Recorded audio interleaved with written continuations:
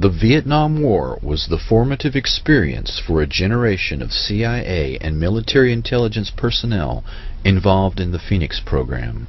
They viewed the military defeat in Vietnam as a betrayal on the home front, a loss of will by domestic political enemies, not a military failure against a nationalistic revolution fought as a guerrilla war. The Phoenix program, assassinating suspected VC sympathizers in a systematic manner, worked well and is the blueprint for the current black operation targeting thousands of loyal Americans using state-of-the-art microwave and radio frequency radiation weapons. The motivation to suppress domestic dissidents and to assassinate loyal American opposition stems from the perception of dissent against the war as treason. This philosophy is stated very clearly in the Mind War paper written by NSA General Michael Aquino. The Department of Defense has a huge stake in futuristic technology that kills by ionizing and non-ionizing radiation, leaving little or no trace. The indiscriminate killing of the Phoenix program continues on American soil. The terms soft kill, slow kill, and silent kill refer to the new way of killing the enemy in conflicts short of war and the small wars of the future. The counterinsurgency doctrine has now been applied to the home front so that the perceived betrayal of the military in Vietnam will not be repeated. The generation of CIA and military intelligence led by Shackley, Helms, Casey, Singlab, Secord, John B. Alexander, Michael Aquino, Paul Vallely, and others have built the perfect beast, using selective assassination that leaves no trace.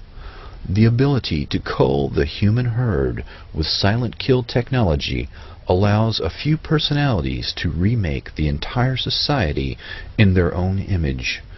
Extremely low frequency technology slowly drives the target crazy with silent sound, similar to the CIA MKUltra psychiatrist Ewan Cameron's psychic driving technique used to break down the target's personality.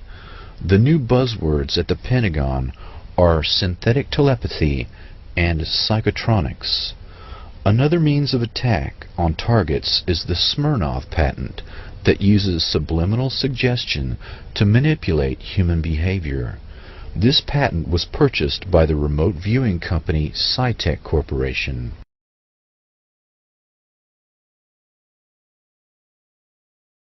Emotional manipulation is accomplished using Dr. Michael Persinger's work to remotely project emotional states that the brain entrains or locks onto and emulates. One can broadcast rage or fear at an individual target to manipulate and control them. As if these methods were not enough to torture and murder people, add to this nightmarish toolbox active gang stalking. CIA-created cults and other cause-oriented groups are used to induce further trauma in the target by actively harassing them in public in a neutralization technique described in counterintelligence operations manuals that are aimed at enemy agents. In the race to develop a new weapon, it has always been necessary to test it on human beings. Perfecting the latest weapons designed to kill slowly and silently, as well as perfecting the process of controlling the human mind, are no different.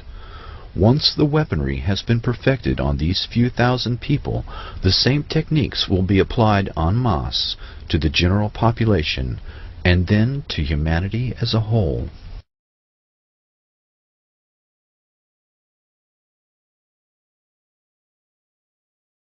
MKUltra was the secret CIA crash program to develop techniques to control the human mind, with the conviction that the keys to brainwashing lay in technology. The agency's brainwashing experts gravitated to people in the mold of the brilliant and sometimes mad scientists, obsessed by the wonders of the brain.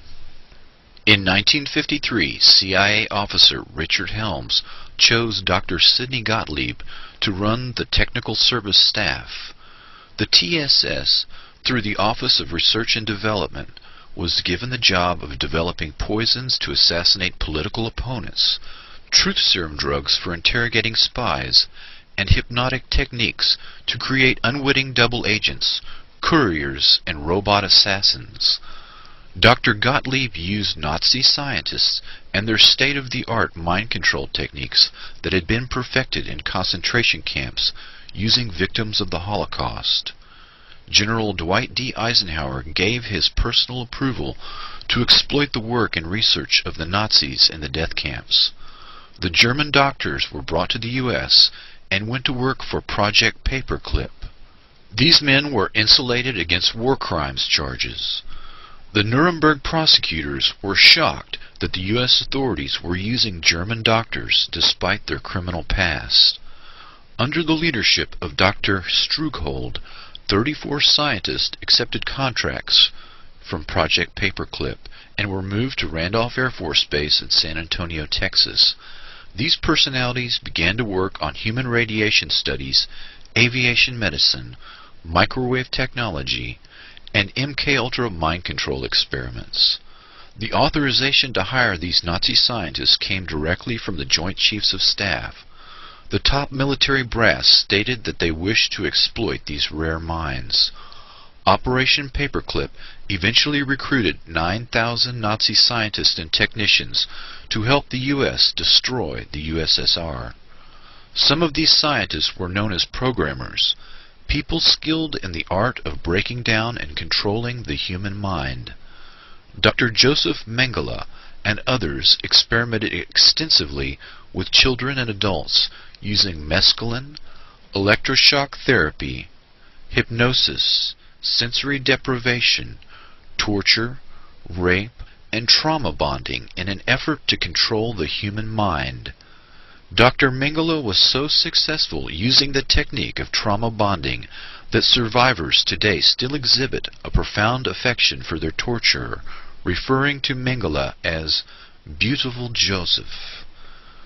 Dr. L. Wilson Green was a Jewish doctor who the Nazis coerced to participate in their experiments at Auschwitz. This individual, whose code name was Dr. Green, came to the U.S. after World War II and began to experiment on adults and children for the military and CIA. The military and CIA copied the Nazi methodology and began numerous programs of their own. The first CIA program was known as MK-Ultra. The MK is an abbreviation for the German words for mind control. By 1953, the CIA, U.S. Navy, and U.S. Army Chemical Corps were conducting their own narco-hypnosis programs. To avoid confusion, the dozens of mind control operations will be referred to generically as MK-Ultra. According to MK-Ultra documents and sources, the methodology of mind control works best when severe trauma is administered by the age of 3 years old. Severe trauma, such as rape, applied at the age of 3, will cause the personality to split or dissociate in an attempt to shield the mind from memories of events too painful to endure. The psychiatric terms are multiple personality disorder or dissociative identity disorder, and can be produced accidentally or purposefully. The Three Faces of Eve is the true story of multiple personality disorder created by childhood abuse. Psychic trauma and creation of multiple personalities was eventually codified by programmers into a standard methodology and is typically accomplished by forcing children to observe and participate in the ritual sacrifice of animals and humans, and inducing further psychic trauma by the means of rape and other horrors. The trauma causes the dissociation. This functions much like the partitioning of a hard drive in a computer. The dissociative state is used as an opening to hypnotically induce an alternate shell personality. The programmer will use hypnosis and triggers to call forth the created personality, known as an alter personality. Only 20% of the general population is easily hypnotizable, but trauma at an early age makes people vulnerable to dissociation and thus easily hypnotizable.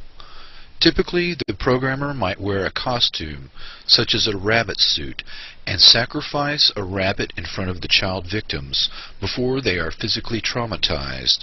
The image of the rabbit, a phrase from Alice in Wonderland, or similar paired images are used as the triggers to call forth the alter personality. The method works best when the trauma is repeated around 6 years of age. A few years later, the child victim's IQ test and personality test are evaluated to determine whether the child may be trained in assassination, sexual blackmail, drug courier, or other role. The subject can be hypnotized and used for operations, but would only be consciously aware of the sense of lost time. Dr. Sidney Gottlieb employed these early programmers and concentrated on the use of LSD for mind control and exotic poisons and drugs for political assassinations. He personally gave LSD to an unknowing fellow scientist, Dr. Frank Olson, who worked for the Army Chemical Corps Special Operations Division at Fort Detrick. His job was developing biological weapons. Dr. Olson committed suicide by jumping through the window of a 10th floor hotel. Dr. Gottlieb concealed his actions, and the Olson family was unaware of the cause of his suicide until 27 years later, when the facts emerged during a congressional hearing on CIA abuses. The link between Gottlieb and Olson illustrates how the different elements of biological and chemical weapons, radiation testing, and MK-Ultra were all intertwined. Dr. Ewan Cameron was president of the American and Canadian Psychiatric Associations. He ran the Allen Memorial Institute, which was founded in 1943 with funds from the Rockefeller Foundation. Nazi paperclip scientists made their way into the CIA and military-sponsored mind control programs here in the United States and Canada. Some of these scientists were friends of Dr. Cameron. Money for Cameron's operation came from the CIA and was funneled through the Cornell Society for the Investigation of Human Ecology. The systematic annihilation or depatterning of a subject's mind and memory was accomplished with overdoses of LSD, barbiturate sleep for 65 days at a time, and electroshock therapy at 75 times the recommended dosage. Psychic driving, the repetition of a recorded message for 24 hours a day, programmed the emptied mind. The Canadian government settled a class action lawsuit by 250 former patients of Dr. Cameron decades later, but no person or institution has ever been disciplined or punished for these activities. Cameron was the premier psychiatrist of the 20th century. He had studied Nazi scientists at the Nuremberg trials and later replicated many of their methods and sought their assistance in the race to control the human mind. Cameron's mind control experiments were one program out of many run by the CIA, Navy, Air Force, Army, and others. Richard Helms ran the Dirty Tricks Department after the Bay of Pigs and became Director of Central Intelligence in 1966. He destroyed the archive on MK-Ultra when he left in 1972 and successfully covered up the crimes of MK-Ultra. Helms, like Gottlieb, was a Machiavellian character who used paperclip scientists and would stop at nothing to win. He advocated low-intensity warfare, transmitting strategic subliminal messages to the brains of enemy populations, and the use of high frequencies to affect memory and the unconscious mind. In 1964, he wrote a memo to the Warren Commission where he mentions biological radio communication. Quote, "Cybernetics can be used in molding of a child's character, the inculcation of knowledge and techniques, the amassing of experience, the establishment of social behavior patterns, all functions which can be summarized as control of the growth processes of the individual." In 1953, MK-Ultra relied on LSD, But by the 1960s, the emphasis had changed to biological radio communication. MKUltra had 149 sub-projects that encompassed nearly every aspect of human behavior and social science. In the 1977 Senate hearings, former CIA Director Admiral Stansfield Turner stated that the program took place at 80 institutions, including 44 universities, 15 private companies, 12 hospitals, and 3 prisons. MKUltra Subproject 119 was the foundation of all non-lethal weapons programs currently active and included a summary of 5 areas, one of which is entitled Techniques of Activation of the Human Organism by Remote Electronic Means. This memo was dated August 17, 1960, and when viewed with other evidence that was not destroyed, shows significant interest in radio frequency weapons and direct control of human behavior at a distance. By 1960, the CIA dropped emphasis on the use of LSD in favor of electronic influence. This aspect of the research is where the greatest modern emphasis has been, rather than chemical or biological agents, both of which violate existing treaties and leave physical traces.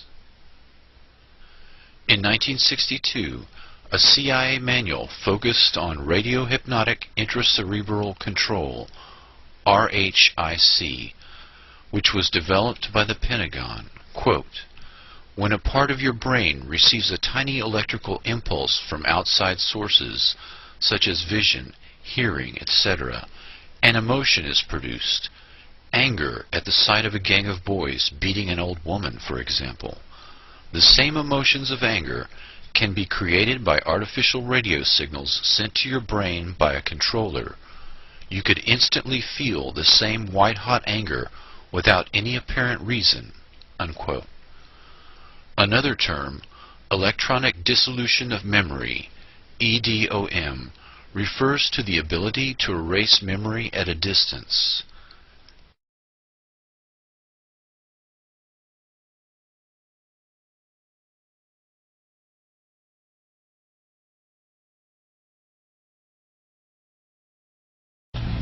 I'm Chris DiNicola, born July of 1962, rendering me 32 years of age. I was a subject in radiation as well as mind control and drug experiments performed by a man I knew as Dr. Green. I was a subject from 1966 to 1976. Dr. Green performed radiation experiments on me in 1970, focusing on my neck, throat, and chest, 1972 focusing on my chest and my uterus in 1975. Each time I became dizzy, nauseous, and threw up. All these experiments were performed on me in conjunction with mind control techniques and drugs in Tucson, Arizona. Dr. Green was using me mostly as a mind control subject from 1966 to 1973. His objective was to gain control of my mind and train me to be a spy assassin. I was in what looked like a laboratory, and there seemed to be other children. I was strapped down, naked, spread eagle, on a table, on my back. Dr. Green had electrodes on my body, including my head. He used what looked like an overhead projector and repeatedly said he was burning different images into my brain while a red light flashed aimed at my forehead. In between each sequence, he used electric shock on my body and told me to go deeper and deeper, while repeating each image would go deeper into my brain, and I would do whatever he told me to do. I felt drugged because he had given me a shot before he started the procedure. When it was over, he gave me another shot. The next thing I remember, I was with my grandparents again in Tucson, Arizona. I was 4 years old. You can see from this experiment that Dr. Green used trauma, drugs, post-hypnotic suggestion, and more trauma in an effort to gain total control of my mind. He used me in radiation experiments both for the purposes of determining the effects of radiation on various parts of my body and to terrorize me as an additional trauma in the mind control experiments. The rest of the experiments took place in Tucson, Arizona, out in the desert. I was taught how to pick locks, be secretive, use my photographic memory, and a technique to withhold information by repeating numbers to myself. Dr. Green moved on to wanting me to kill dolls that look like real children. I stabbed a doll with a spear once after being severely traumatized, but the next time I refused. He used many pain induction techniques, but as I got older, I resisted more and more. And Dr. Green ruthlessly used electric shock, drugs, spun me on a table, put shots in my stomach and my back, dislocated my joints, and hypnotic techniques to make me feel crazy and suicidal.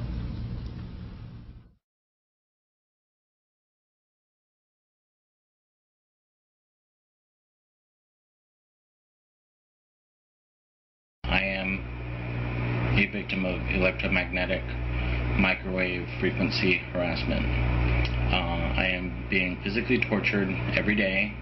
Covert, silent radio frequency electronic attacks being carried out in public against people in their homes across the USA. The electromagnetic harassment started at the end of 1996 and beginning of 1997. It felt like they were just like messing up my body, and it just felt like I was getting physically tortured, and I couldn't stop them.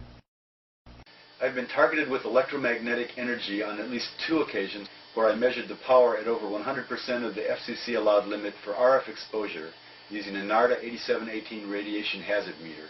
The trajectories we've tracked, it's been coming from the neighbors. First you're skeptical, but we've tracked our health, the temperature in the home. We've had blinkers that are supposed to reflect microradiation and radar. They're radar reflective material, and they've burned. It's just really embarrassing and humiliating, and I hate being in this position, but I have to stick it out. Hopefully I'll be free soon. But thank you for listening. Bye.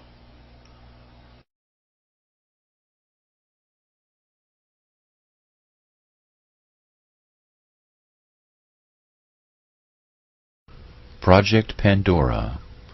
In 1953, the Russians began to bombard the U.S. Embassy in Moscow with electromagnetic radiation in the microwave spectrum, but the fact was kept secret from the embassy employees. U.S. Ambassador Stossel contracted a blood disease, bleeding eyes, nausea, and eventually lymphoma. He and other employees eventually died as a result of the microwave attacks. Dr. Henry Kissinger sent a secret memo giving hazard pay to embassy personnel in the 1970s.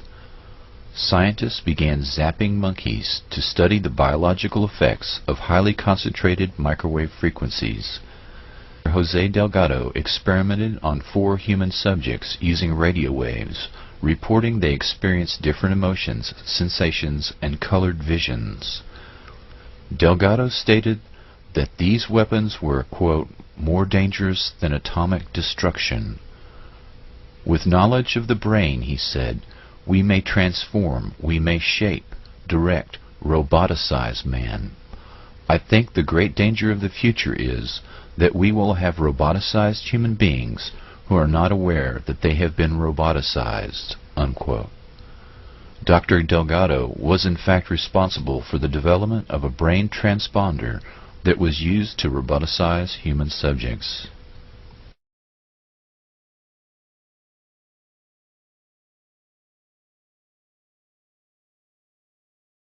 Women at different points around the camp appeared to experience similar symptoms at the same time, even though they were not in contact with one another.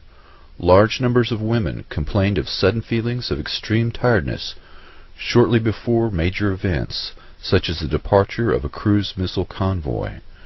Readings taken with a wide-range signal strength meter showed marked increases in the background signal level near one of the women's camps at the time they claimed to be experiencing ill effects, including vertigo, retinal bleeding, burnt face even at night, nausea, sleep disturbances, palpitations, loss of concentration, loss of memory, disorientation, severe headaches, temporary paralysis, faulty speech coordination, irritability, and a sense of panic.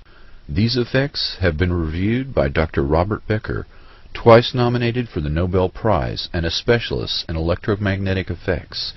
His report confirms that the symptoms mirror those he would expect to see had microwave weapons been deployed.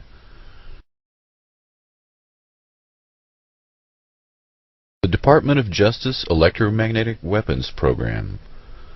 The Department of Defense uses the Department of Justice to develop and test non-lethal weapons as an aspect of deniability because many of these applications violate existing treaties. By using the Department of Justice and classifying these programs as crowd control, they are able to avoid scrutiny and can violate the spirit of the law without technically being in violation of international treaties.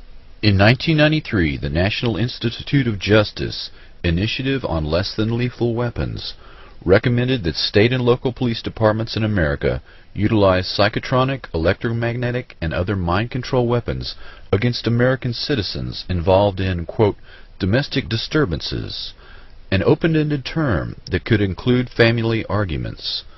The report said, quote, short-term research will be completed to adopt a military technology to use by domestic law enforcement, including laser, microwave, and electromagnetic weapons, unquote.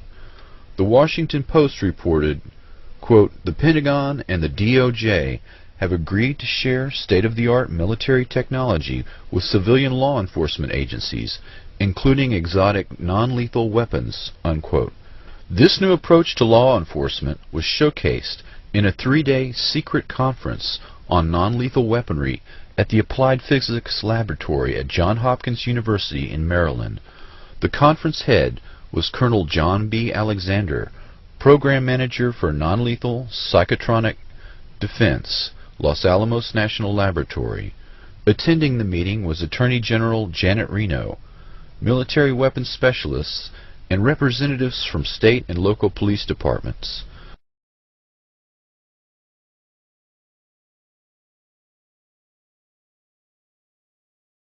I am a victim of electronic harassment. All right, my name is Catherine Moore. I am formerly of Wilmington, North Carolina. Today, I live in Miami, Florida with my daughter. I am a victim of electronic torture, surveillance, and wiretapping. I served as the mayor pro tem of that city for 14 years.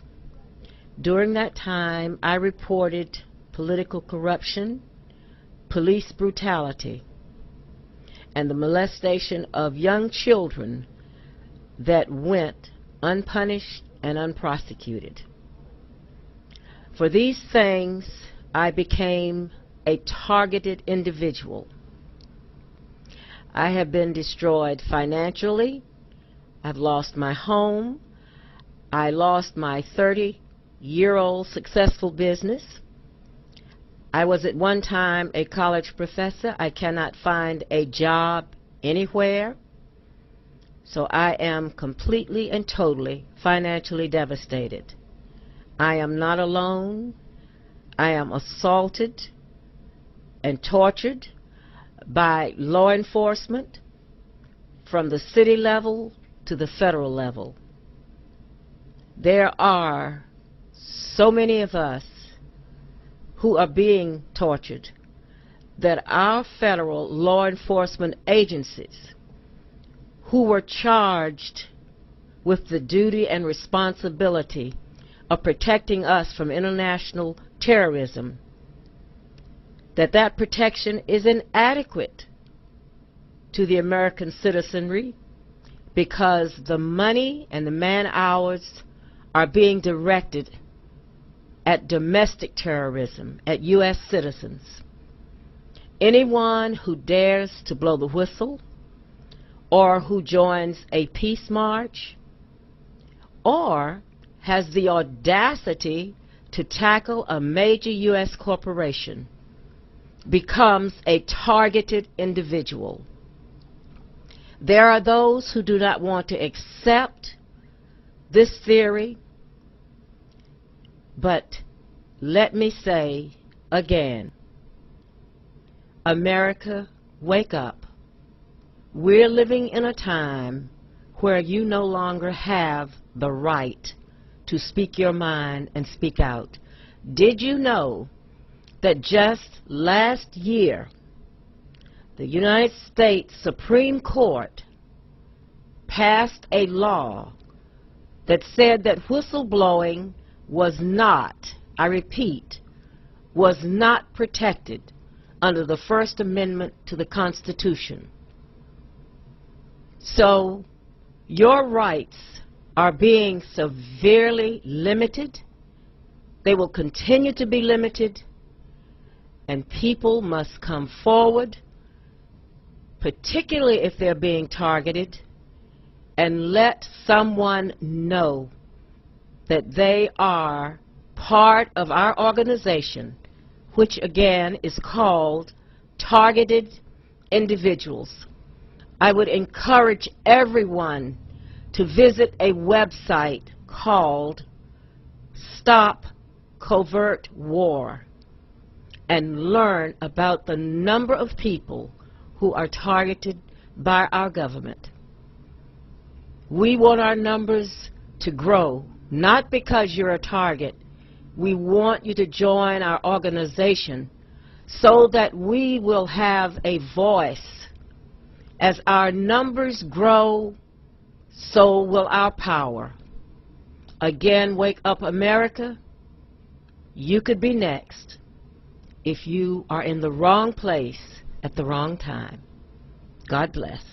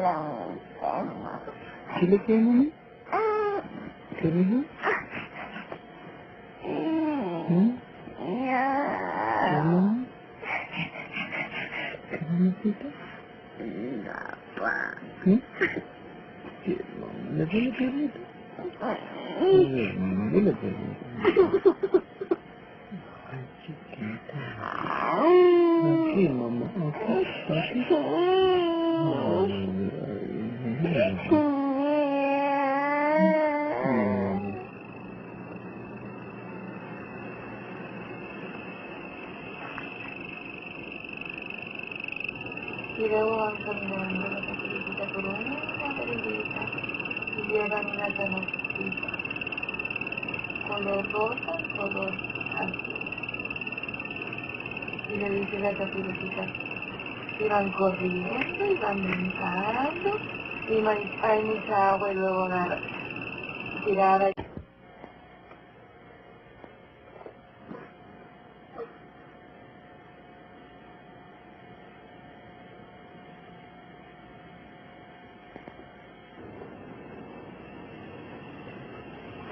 ¿Sí, tu amigo?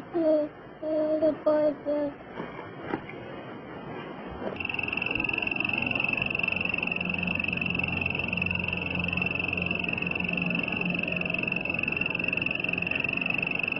Dale, mijo. ¿Te duele pancha? ¿Eh? ¿Le duele panchita? ¿Le duele cabecita? ¿Le duele pancha, mijo? ¿Mucho? ¿Le duele pancha, mijo? Ah, bueno, papá. The pain, I feel my body exploding. It doesn't matter where I go, whether I'm standing up or laying down. It doesn't matter. I feel my body exploding. I'm very sick.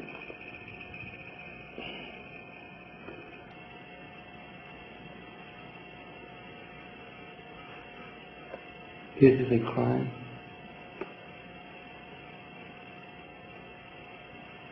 I feel my breathing.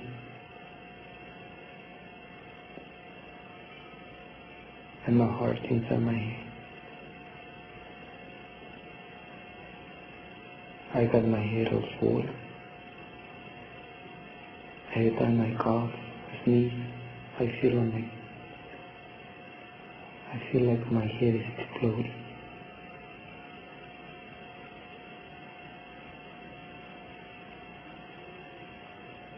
This happened because I sent emails to Michigan explaining the corruption of the Thomas M. Cody Law School.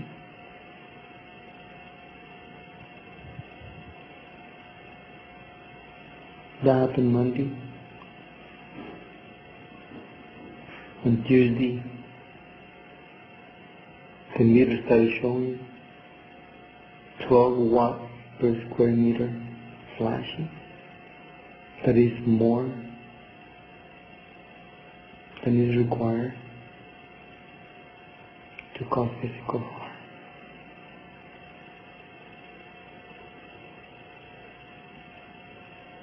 This is retaliation for denouncing racial discrimination. The defendant in this case now is the U.S. Attorney General, John Ashcroft. He will be the one for blaming for this murder.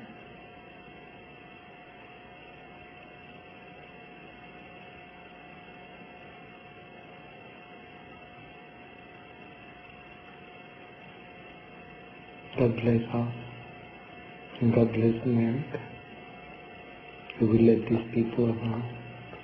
They're causing a lot of harm to innocent people like me, just because I complain of racial discrimination.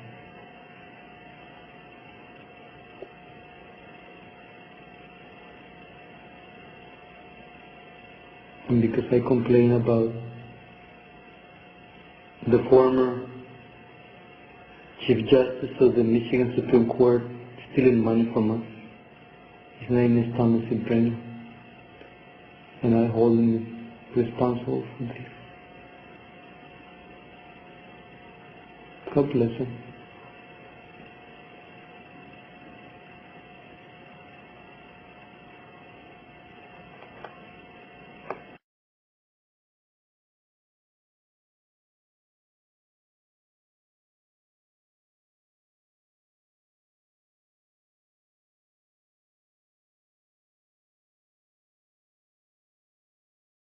The city council, the investigators, the chief of police, the captain who was denying any child prostitution was going on in the canyon, even though I had it all on video. This doesn't lie. I have them on video refusing to act when these little girls, who I interviewed the migrants in the canyon, they are 13 years old, sometimes younger. Oh yeah, raping these little girls, these illegal alien sex slaves, they just turn another cheek.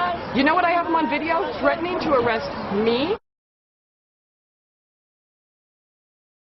Question about some of the technology that you're developing to fight the war on terror, specifically directed energy and high-powered microwave technology. When do you envision that you can weaponize that type of technology? Goodness, it is in, for the most part, the kinds of things you're talking about are in varying early stages. Do you have anything you'd add? I don't think I would add much.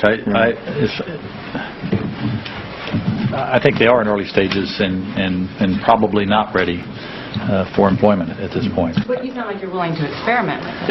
I think that's the point, and I think, and we have, I think, from the beginning of this conflict, I think General Franks has been very open to looking at new things if there are new things available, and has been willing to put them into the fight.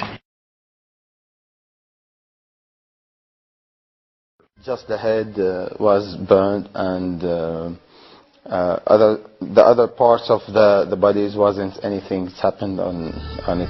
Al-Ghazali reported that he had seen 3 passengers in a car, all dead, with their faces and teeth burnt, the body intact, and no sign of projectiles. There wasn't any bullet. I saw they teeth, just their teeth, and no eyes. All of them, with the body. Nothing for the bodies, just the teeth and all the the heads were burned. There were other inexplicable aspects. The terrain where the battle took place was dug up by the American military and replaced with other fresh earth. The bodies that were not hit by projectiles had shrunk to just slightly more than 1 meter in height. Except that the bodies is killed by the bullets. Most of them that become very small. It's like that, something like that.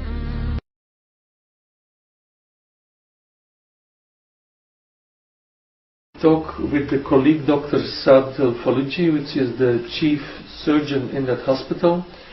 Dr. Al-Faluji said me that from the survivors that he operated, that they said they did not hear any noise. So there was no explosion to hear, no metal fragments or shrapnels or bullets in the bodies. So they themselves were thinking of some strange kinds of weapon which they did not know. No gunshot wounds. No. I think, I don't know what it was really. We are here 10 surgeons. We couldn't decide what was the weapon which been hit this car. But inside the bodies you did not discover ordinary bullets. All of them we didn't find bullets. Yeah. We didn't find bullets. But most of the injured people been dead, so they took them immediately to the refrigerator. We couldn't dissect and see. But those who are alive, we couldn't find any kind of shells. We didn't find shells inside their body. They're outside. It seems to be a new weapon. It seems a new weapon. They try to experiment on our civilians. We don't know what was. Nobody can identify what the type of this was. 26 in the past. About 20 of them, some of them have no head.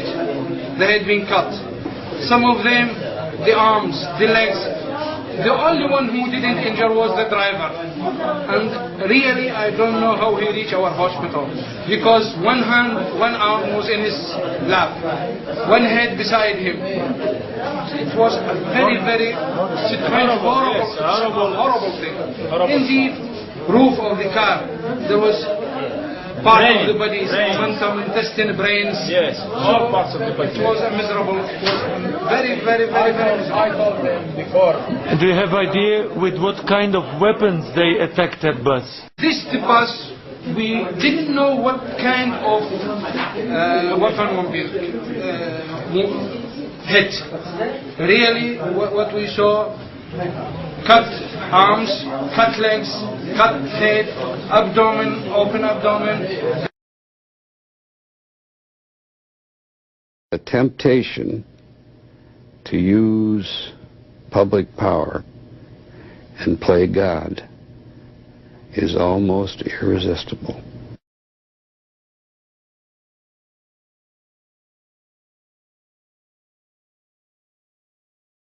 Project Pandora. In 1953, the Russians began to bombard the U.S. Embassy in Moscow with electromagnetic radiation in the microwave spectrum, but the fact was kept secret from the embassy employees. U.S. Ambassador Stossel contracted a blood disease, bleeding eyes, nausea, and eventually lymphoma. He and other employees eventually died as a result of the microwave attacks.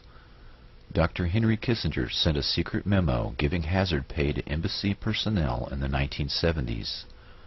Before the attacks, the USSR had met with the U.S. to try to head off an arms race in electromagnetic weapons, but were refused. In retaliation, they began microwaving the U.S. Embassy. It is possible that the U.S. government took advantage of the situation and used the embassy staff as microwave guinea pigs. The Department of Defense's Advanced Research Projects Agency, ARPA, set up a lab at Walter Reed Army Institute of Research and participated in Project Pandora. Scientists began zapping monkeys to study the biological effects of highly concentrated microwave frequencies. Similar studies were conducted at the VA hospital in Kansas City, University of Rochester, Brooks Air Force Base, Johns Hopkins, MIT, the MITRE Corporation, University of Pennsylvania, and other domestic and foreign labs. In one study, Dr. Jose Delgado experimented on 4 human subjects using radio waves, reporting they experienced different emotions, sensations, and colored visions. Delgado stated that these weapons were, quote, more dangerous than atomic destruction. With knowledge of the brain, he said, we may transform, we may shape, direct, roboticize man. I think the great danger of the future is that we will have roboticized human beings who are not aware that they have been roboticized, unquote. Dr. Delgado was in fact responsible for the development of a brain transponder that was used to roboticize human subjects. In the councils of government, we must guard against the acquisition of unwarranted influence, whether sought or unsought, by the military-industrial complex. The potential for the disastrous rise of misplaced power exists and will persist. 5, 4, 3, 2, 1.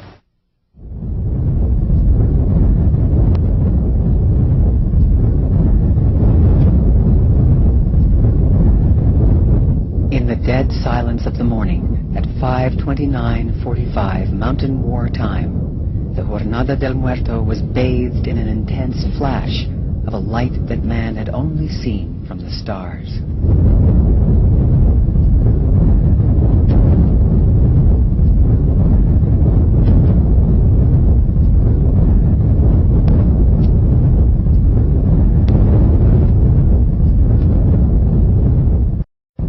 He knew the world would not be the same.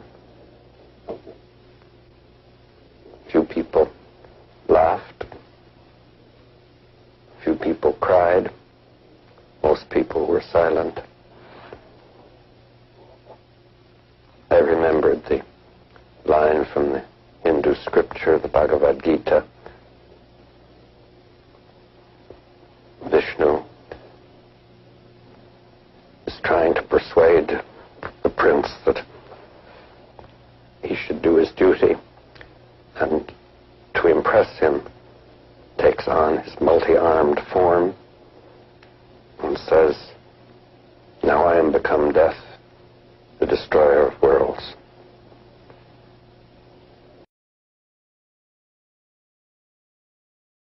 The Phoenix program, created by the CIA in 1967, was aimed at neutralizing through assassination, kidnapping, and torture the civilian infrastructure that supported the Viet Cong insurgency in South Vietnam. It was a terrifying final solution that violated the Geneva Conventions. The Phoenix program's civilian targets of assassination were Viet Cong tax collectors, supply officers, political cadre, local military officials, and suspected sympathizers.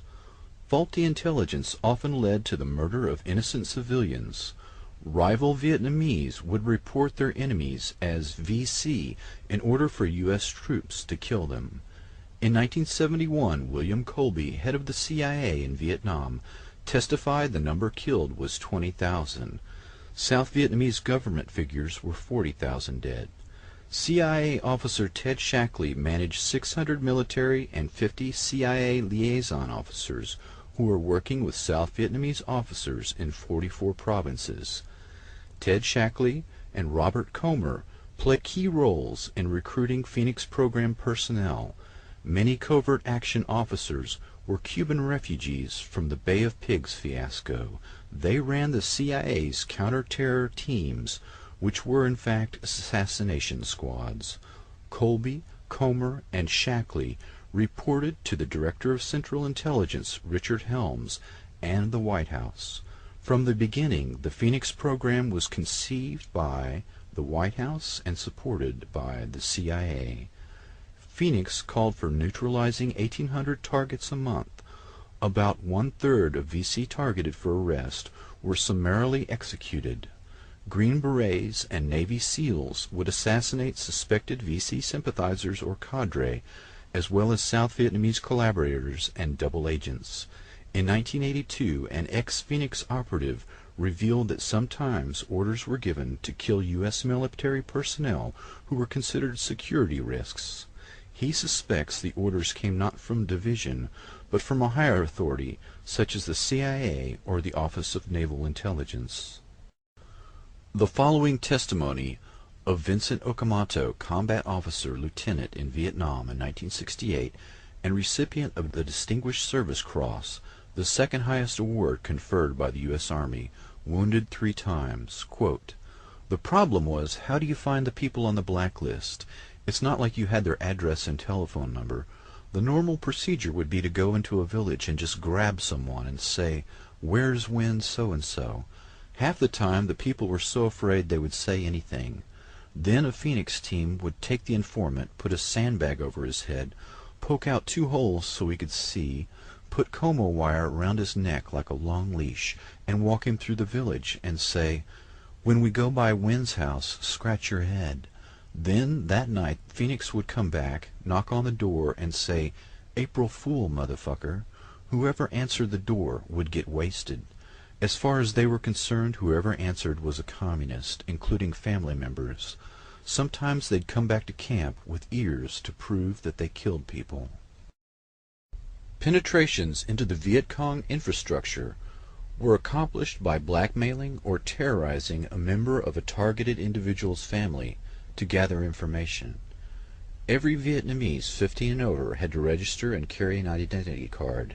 These records were computerized and evolved into a highly computerized and statistical means of generating 1,800 names a month for the target list and coordinating this information on suspects from 30,000 plus informants. When the Strategic Hamlet program failed, CIA and military intelligence concentrated on the Phoenix program, a terror campaign aimed at the civilian population. Instead of winning hearts and minds, using the threat of assassination and a state of terror to defeat the North Vietnamese. Many non-political Vietnamese were arrested and tortured and in effect forced into the resistance army.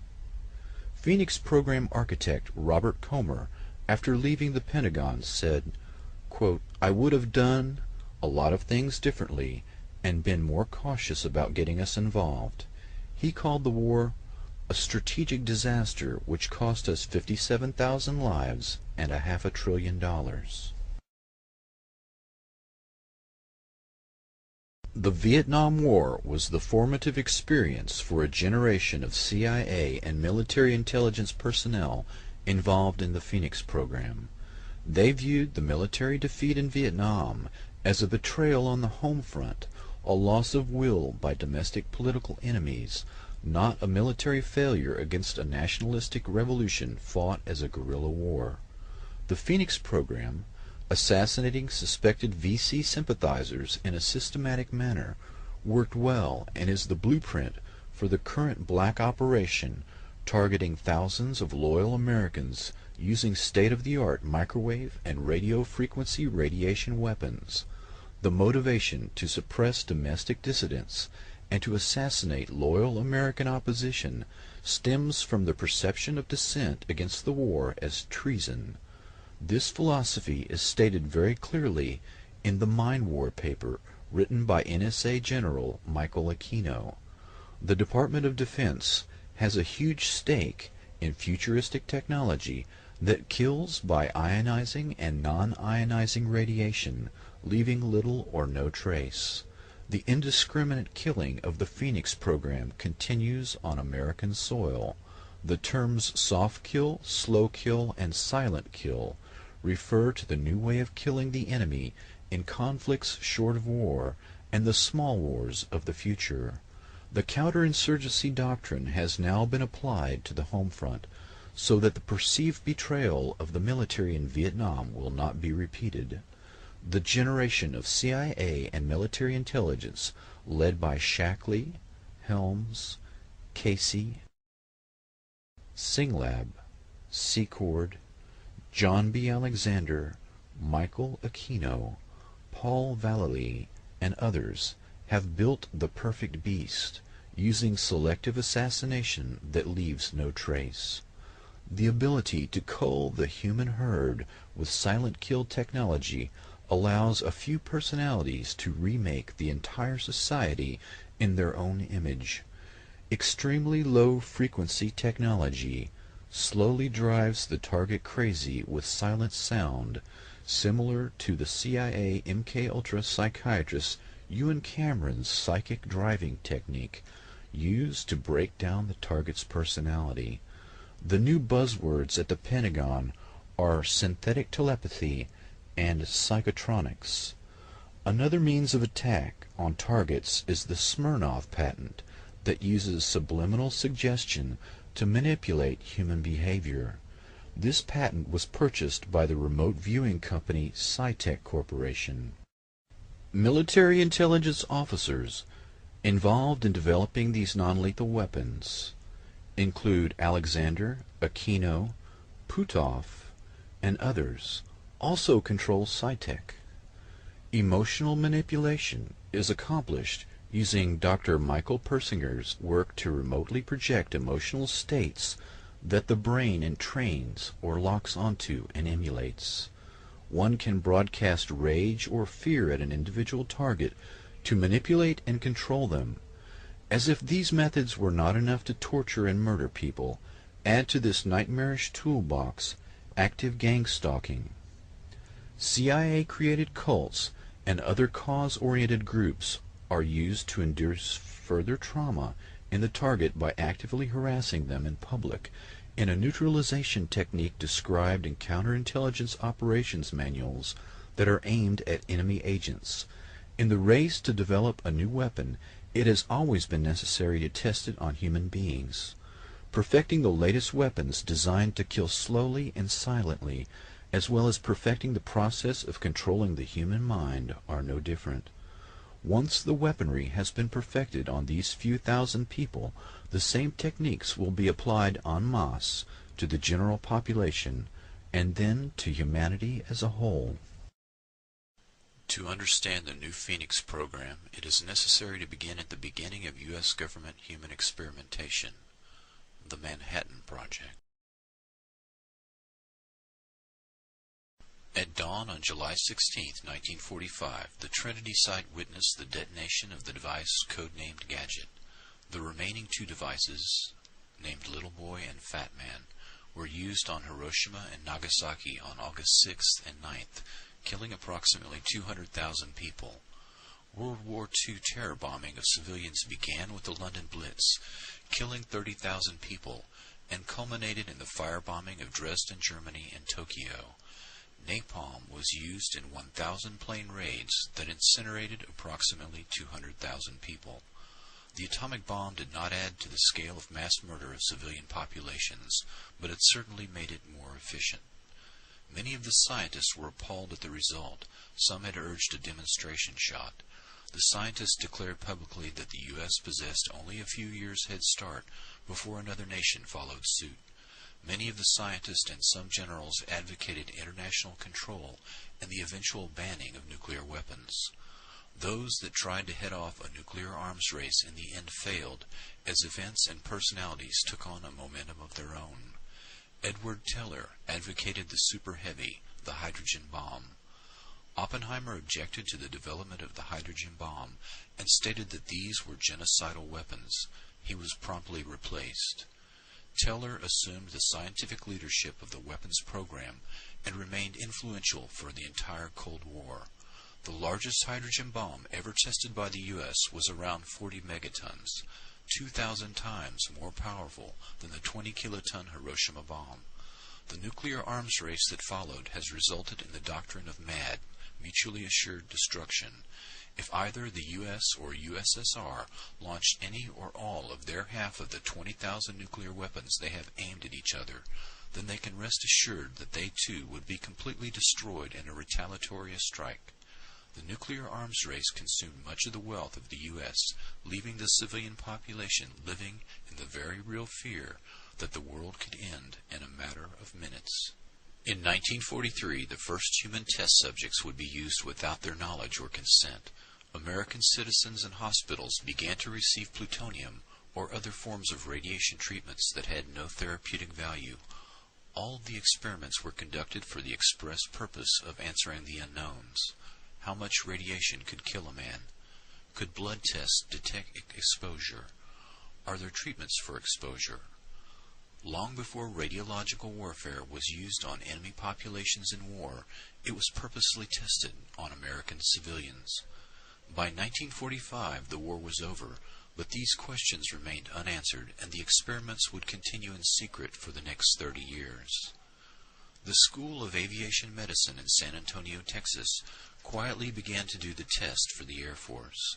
Military officials did not object to the use of cancer patients, but many of these people were not very ill or had been misdiagnosed. Several of the people injected with plutonium had been diagnosed as having cancer when they did not. Many of the others were not cancer patients, but suffered from illnesses such as hemophilia, scleroderma, or Cushing's disease. These errors were repeated in the total body irradiation experiments that were sponsored by the military. Many of the cancer patients had been well enough to work and live normally. A lethal dose of radiation is 350 rad. After doses of 100 to 2,000 rad, many patients died within days or weeks from radiation poisoning. Those that lived were often debilitated and in constant pain. Nazi scientists were employed at Randolph Air Force Base in San Antonio and involved in these lethal experiments. These were just a few of the thousands of Nazi scientists who had secretly been smuggled into the U.S. under Operation Paperclip to help the U.S. destroy the USSR. Dr. Hubertus Strughold was their intellectual and spiritual leader in radiation studies. He brought in Dr. Herbert Gerstner, who used prisoners during the war to study at what point human hearing is completely destroyed due to shelling, and to study the exact cause of death in cases of electrocution. These men had all experimented on prisoners in concentration camps, and were now in San Antonio doing lethal radiation experiments on American citizens for the military. Elmer Allen was designated experimental test subject Cal-13. On July 18, 1947, in a San Francisco hospital, he was injected with plutonium in the left leg. 3 days later, the leg was amputated at mid-thigh. Elmer was a porter for the Pullman Company who injured his leg while stepping off a train. He was diagnosed with a fracture that developed into a cyst. The first test for cancer was negative. A second test indicated cancer. Unable to work after the amputation, he was forced to return to Italy, Texas with his wife and 3 children. His wife recalled that he began having epileptic seizures. Quote, he would chew through the spoon, his tongue too. Elmer began drinking heavily and told his best friend that he had been used as a guinea pig, but no one, not even his family doctor, believed him. The doctor later diagnosed him as a paranoid schizophrenic. During an effort to collect the bodies of the people injected with plutonium, it was discovered to their amazement that 4 of them were still alive. 1 year after Elmer's death, the family was contacted by a reporter and learned that Elmer had been a human experimental subject, and the family had been lied to for 44 years. Elmer Allen died in 1991. His headstone reads, Elmer Allen, 1911-1947, Cal 13, 1947-1991, one of America's nuclear guinea pigs. I hope you will understand that just as Jewish fathers were placed in the ovens at Auschwitz, my father, Elmer Allen, was placed in his own private oven here in the United States of America.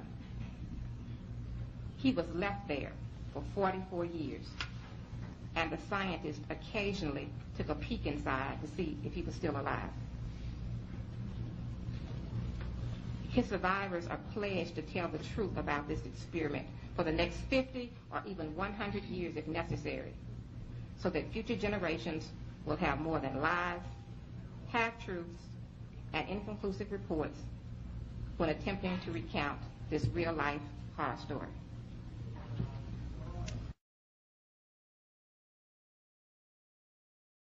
While secret radiation experiments on thousands of Americans were going on in hospitals, the very public testing of nuclear weapons lasted from 1945 until the Nuclear Test Ban Treaty in 1963. Approximately 253 above-ground tests were conducted in the Pacific and continental United States, in which 200,000 military personnel took part. The atomic veterans issued the following statement. We were the victims of radiation experiments too. They exposed over 200,000 of us in over 200 atmospheric atomic and hydrogen bomb tests between 1945 and 1962. They deliberately bombed us with nuclear weapons and exposed us to deadly radioactivity to see how it would affect us and our equipment in nuclear warfare on land, sea, and air. They didn't need our informed consent because we were under military discipline. They devalued our lives too. They made us sterile. They crippled and killed our children. They made widows of our wives, then denied repeatedly and publicly that there was ever any danger. Say the lie often enough, and people will believe it.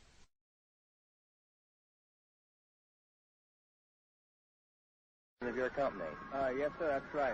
How many of your men do you think would volunteer to go up and be in one of those foxholes when the bomb went off? Oh, I'd volunteer, I guess, for about a half a dozen. At least half a dozen? Yes, sir. You know, that's quite a loud noise that bomb makes when it goes off. Do you think it would do you any harm? No, I don't think the noise would, sir, no. How about radiation? Do you think there's much danger from radiation? Well, radiation is the least of the worries that the men are thinking about. I think most people thought that radiation was the greatest danger, didn't they? What did they learn different? Well, prior to our instructions here, we received a very thorough briefing before we even came into close to contact with it. A third group of experimental human subjects, besides the radiation experiment victims and the atomic veterans, are the downwinders. This term refers to all the people exposed to radiation as a result of atmospheric testing. This group in essence comprises the entire United States and in fact the entire world. Fallout from all 2,000 nuclear tests has deposited plutonium, strontium-90, and other radioactive substances in the bodies of every human being on Earth. At what point this experiment would prove fatal for all human life is unknown, but it is known that the human embryo is very vulnerable, and that 1 to 2 rads is sufficient to produce deformity or death. This much radiation and more has been deposited across the continental United States. Several studies document an unexplained increase in child mortality in the U.S. that began shortly after testing began and decreased after atmospheric testing ended. The government held hearings in the 1990s and gave monetary compensation to some individuals injected with plutonium, but not the thousands of others injured in secret testing. The government's report is largely a whitewash. Few victims were compensated, and no scientist or government employee was ever punished. The institutions involved all claimed ignorance or that the patients were fully informed, which was patently false in all cases. They have largely dodged their responsibility for participating in these acts, the same acts for which the Allies hung Nazi war criminals. After the 1995 Presidential Advisory Committee on Human Radiation Experiments submitted its final report, the children of the deceased plutonium victims had the following statements. Quote, I guess the government really won. All the culprits that planned and executed this thing got away with it. For them to say that a little apology is enough is just beyond belief. I do feel betrayed, and I feel abused by this committee's report. Unquote.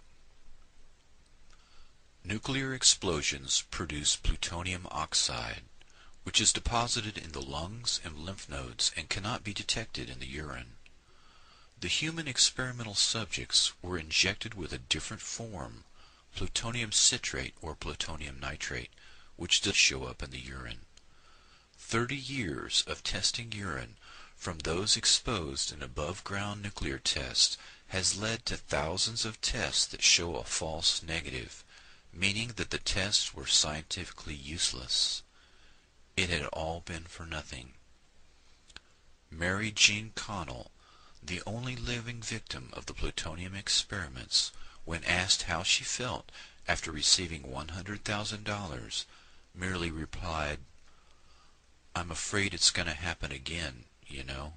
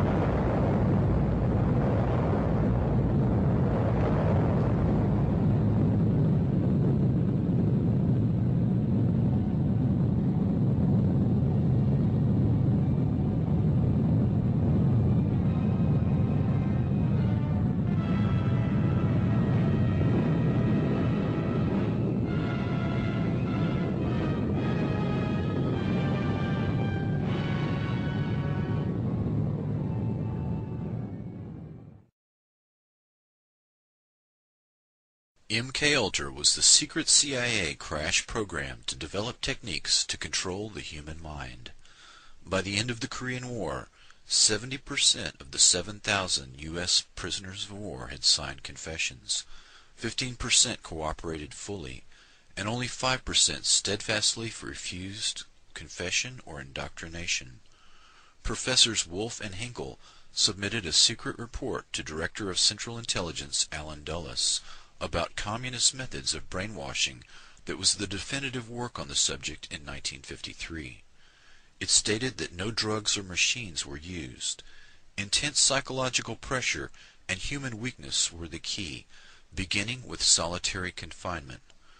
Guards constantly reminded the prisoner that he was totally cut off from outside support, ordered him to stand for long periods, dictated the positions allowed for sleep, waking him if he moved while sleeping, banned all outside stimuli such as books, conversation, or news of the outside world.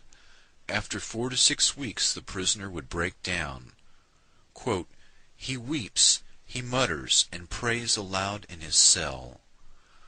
At this stage the interrogation began in a special room. The guard told him that he knew his own crimes all too well. The prisoner is in the position of trying to prove his innocence to he knew not what. The interrogator and the prisoner bond in their shared ransacking of the captive's soul. As the interrogation proceeded, the prisoner realized that he could only end his ordeal with a full confession. Quote, the prisoner feels that something must be done to end this. He must find a way out. According to a KGB man, more than 99% of prisoners sign a confession at this stage. Then the subject was either shot or sent to a labor camp after sentencing. Chinese techniques would move on to re-education of prisoners by moving them into a group cell for political indoctrination. incessant study of Marx and Mao, lectures and self-criticism led to political conversion by group pressure. Prisoners demonstrated their commitment by ferociously attacking any deviations. Constant intimacy with prisoners who reviled him for his resistance pushed the prisoner beyond his emotional endurance.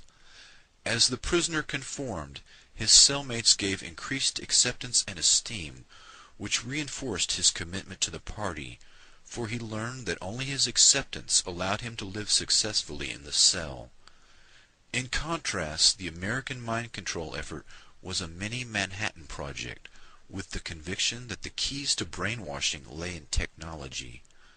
The agency's brainwashing experts gravitated to people in the mold of the brilliant and sometimes mad scientists, obsessed by the wonders of the brain.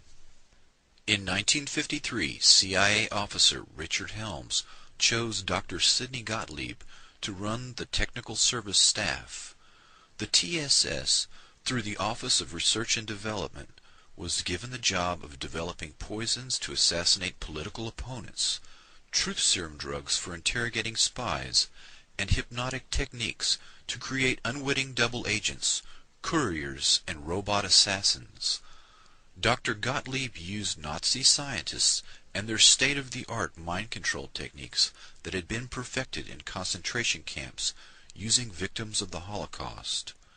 General Dwight D. Eisenhower gave his personal approval to exploit the work and research of the Nazis in the death camps.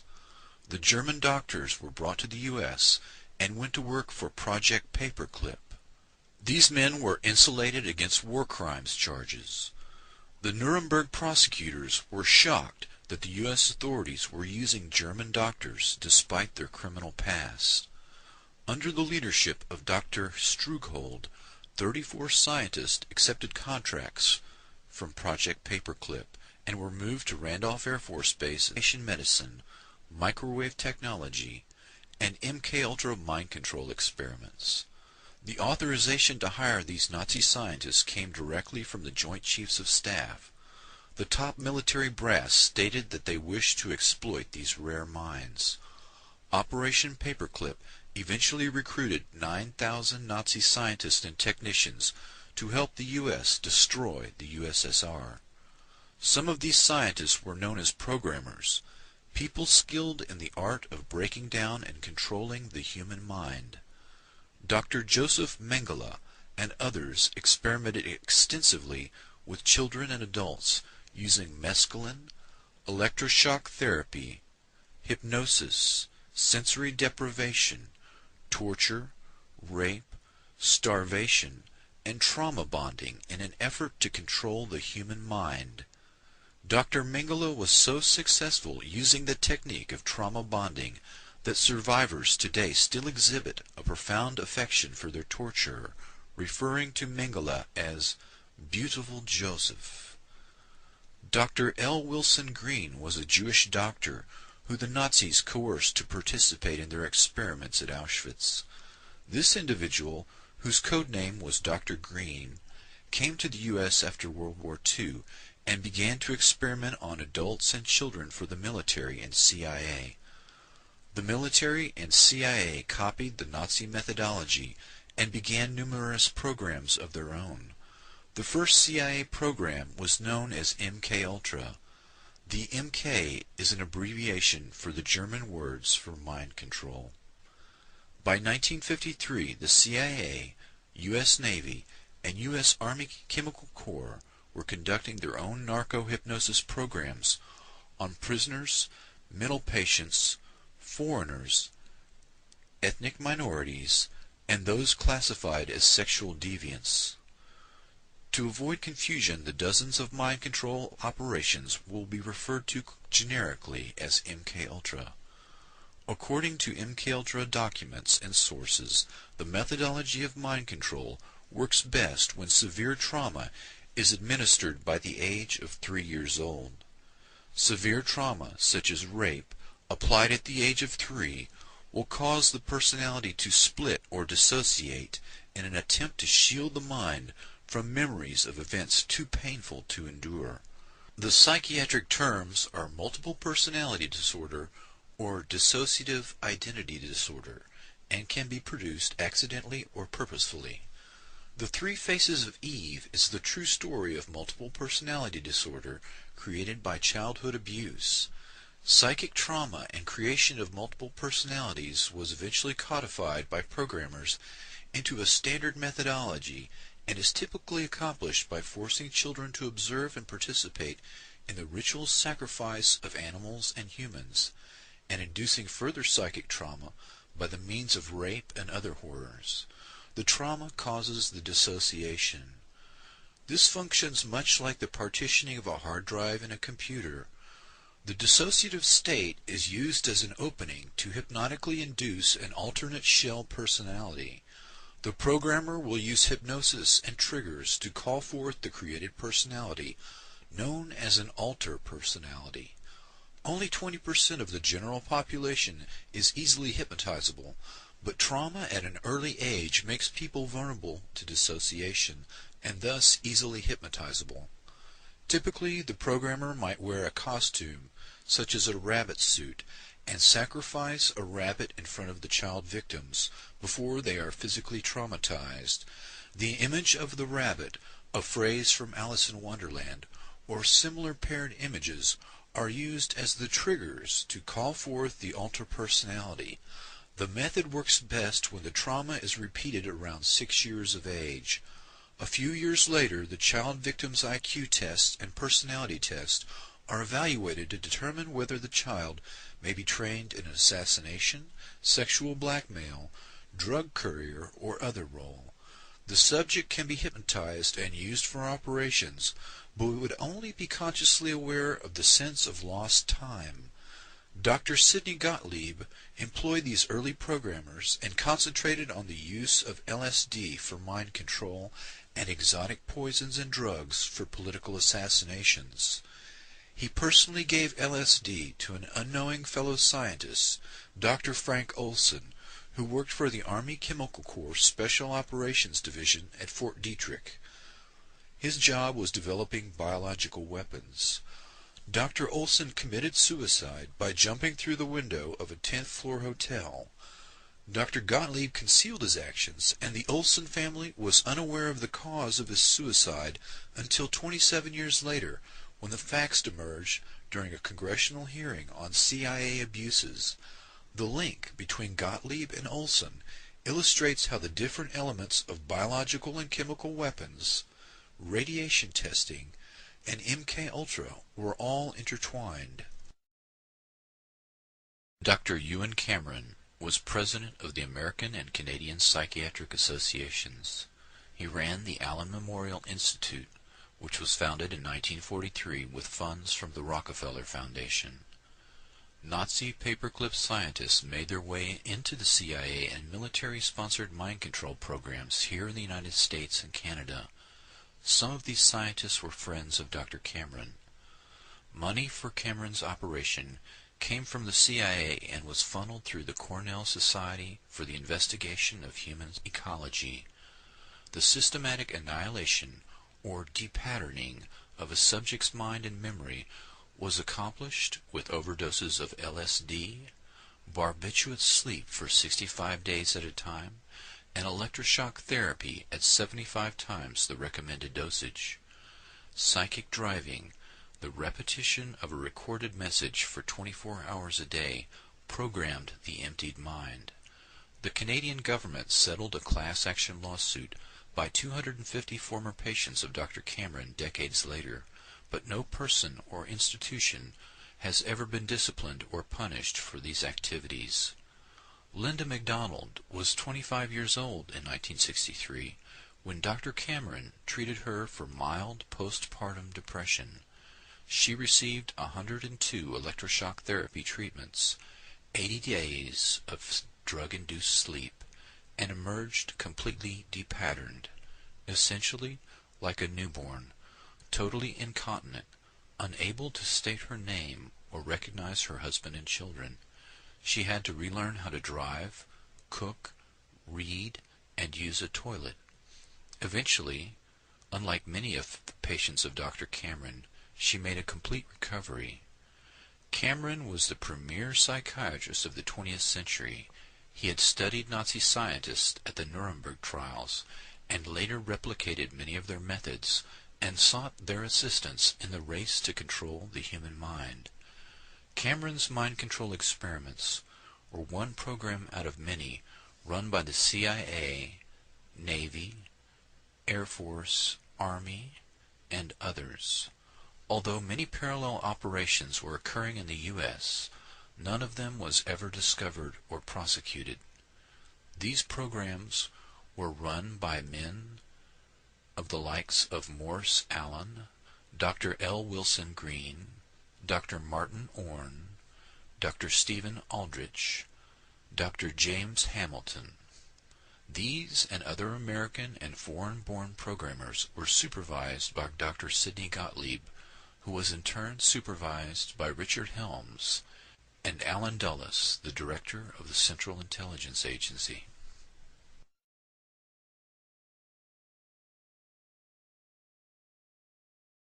I was tired, I was depressed, my back was hurting, and so he said to the children's father, why don't you go to Montreal and visit this Dr. Ewan Cameron, this famous man who has all of these accolades, and have an assessment. So we went. My medical file even says that I took my guitar with me. And that was the end of my life. Within 3 weeks, Dr. Cameron decided to call me an acute schizophrenic and ship me up to the sleep room. I was in a coma for 86 days. 86 days of unbroken sleep. Yeah. Total comatose state. I had to be toilet trained.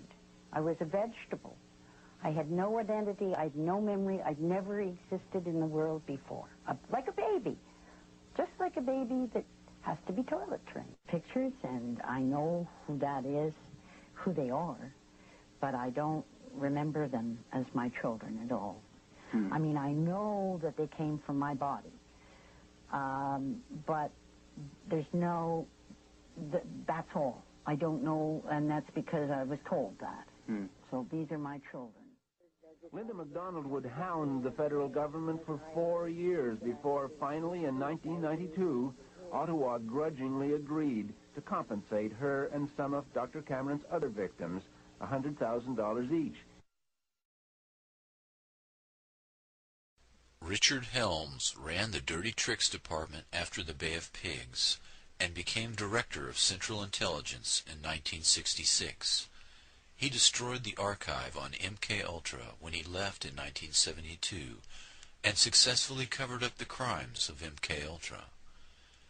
Helms was a product of the Eastern Establishment. His grandfather was president of the Federal Reserve. Helms, like Gottlieb, was a Machiavellian character who used paperclip scientists and would stop at nothing to win. He advocated low-intensity warfare, transmitting strategic subliminal messages to the brains of enemy populations and the use of high frequencies to affect memory and the unconscious mind. In 1964, he wrote a memo to the Warren Commission where he mentions biological radio communication. Quote, cybernetics can be used in molding of a child's character, the inculcation of knowledge and techniques, the amassing of experience, the establishment of social behavior patterns, all functions which can be summarized as control of the growth processes of the individual.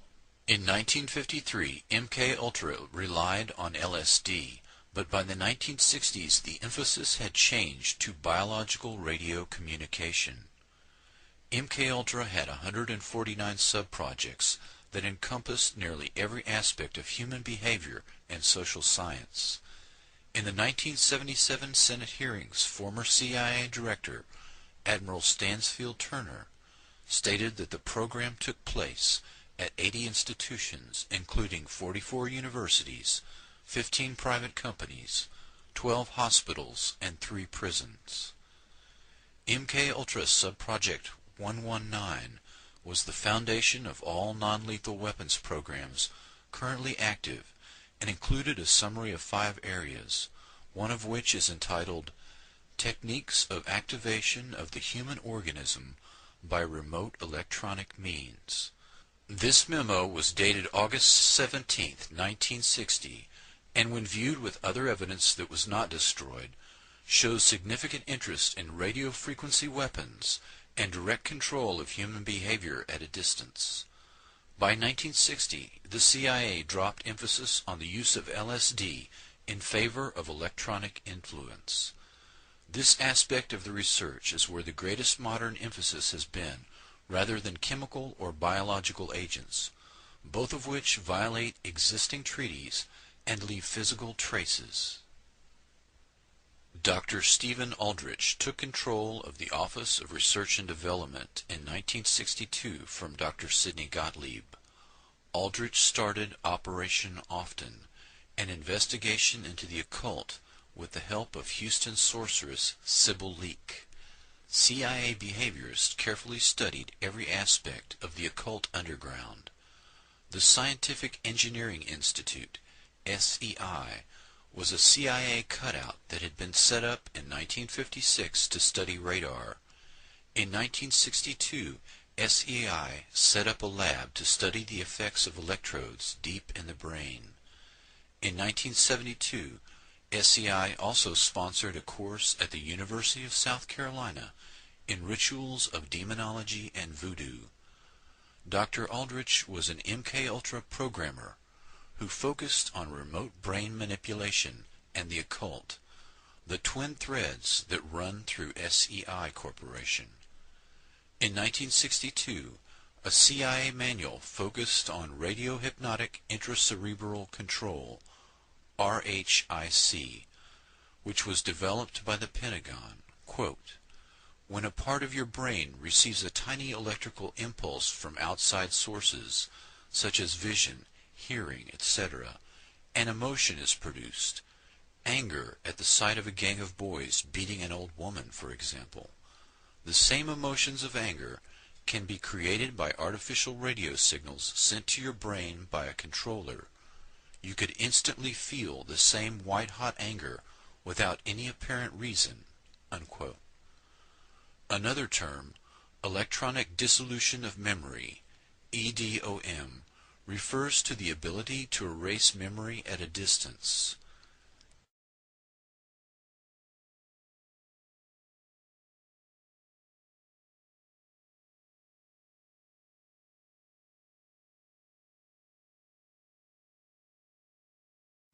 Project Pandora. In 1953, the Russians began to bombard the U.S. Embassy in Moscow with electromagnetic radiation in the microwave spectrum, but the fact was kept secret from the embassy employees. U.S. Ambassador Stossel contracted a blood disease, bleeding eyes, nausea, and eventually lymphoma.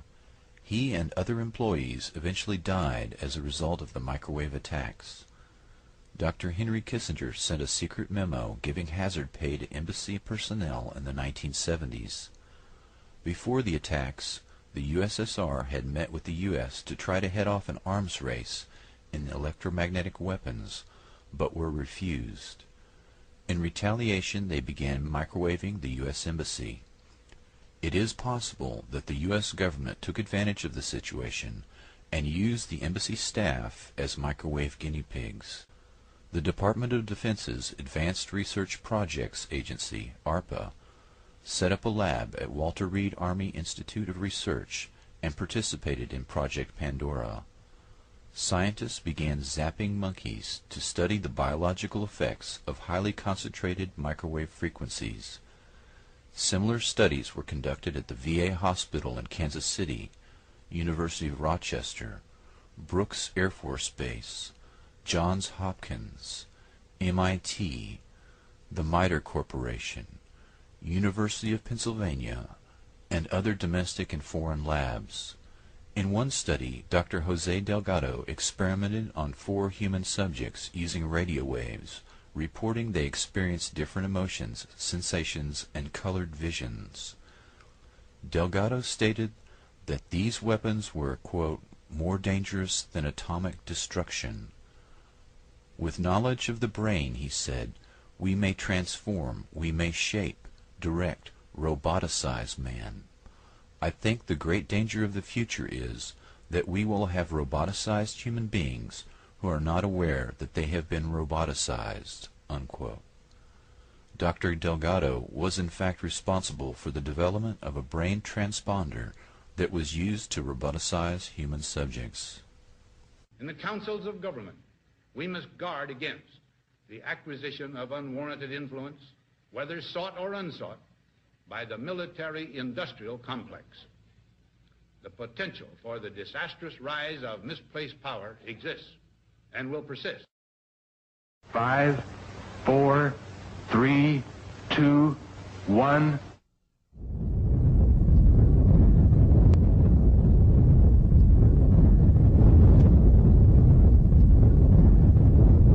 In the dead silence of the morning, at 5:29:45 Mountain War time, the Jornada del Muerto was bathed in an intense flash of a light that man had only seen from the stars.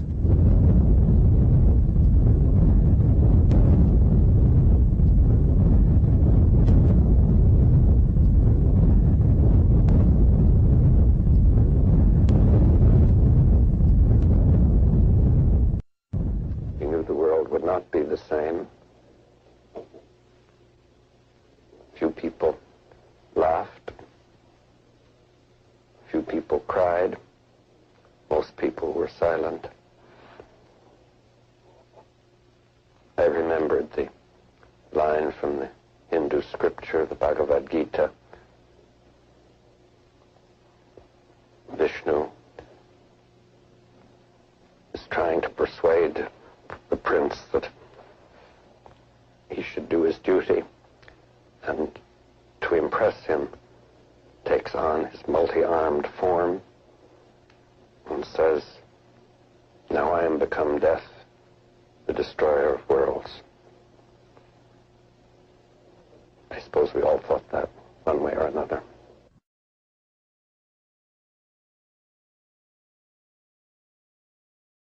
The women peace campers at Grenham Common, England, claimed that they were attacked by U.S. electromagnetic weapons from within the U.S. Air Base.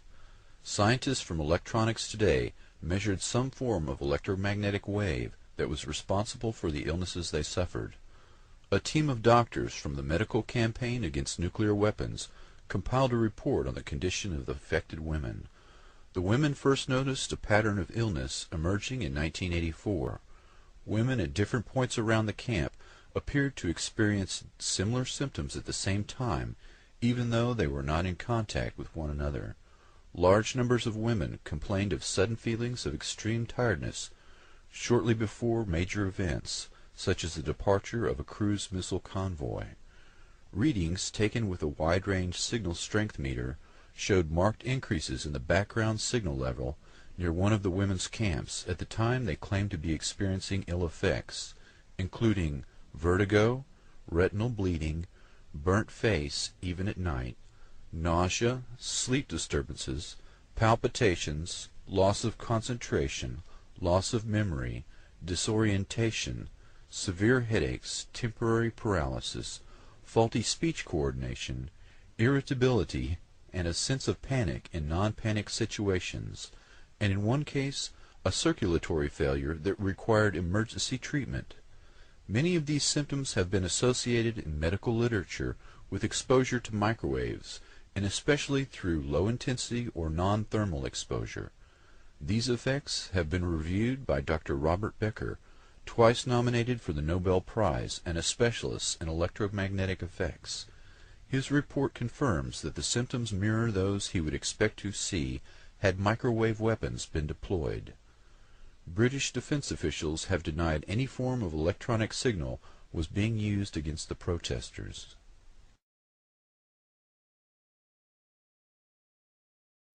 The Department of Justice Electromagnetic Weapons Program. The Department of Defense uses the Department of Justice to develop and test non-lethal weapons as an aspect of deniability because many of these applications violate existing treaties. By using the Department of Justice and classifying these programs as crowd control, they are able to avoid scrutiny and can violate the spirit of the law without technically being in violation of international treaties. In 1993, the National Institute of Justice Initiative on Less Than Lethal Weapons recommended that state and local police departments in America utilize psychotronic, electromagnetic, and other mind control weapons against American citizens involved in, quote, domestic disturbances, an open-ended term that could include family arguments. The report said, quote, short-term research will be completed to adopt a military technology to use by domestic law enforcement, including laser, microwave, and electromagnetic weapons, unquote. The Washington Post reported, quote, the Pentagon and the DOJ have agreed to share state-of-the-art military technology with civilian law enforcement agencies, including exotic non-lethal weapons, unquote. This new approach to law enforcement was showcased in a 3-day secret conference on non-lethal weaponry at the Applied Physics Laboratory at Johns Hopkins University in Maryland. The conference head was Colonel John B. Alexander, Program Manager for Non-Lethal Psychotronic Defense, Los Alamos National Laboratory. Attending the meeting was Attorney General Janet Reno, military weapons specialists, and representatives from state and local police departments. Subjects included radio frequency weapons, high-powered microwave technology, acoustic technology, voice synthesis, and application of extreme frequency electromagnetic fields to non-lethal weapons.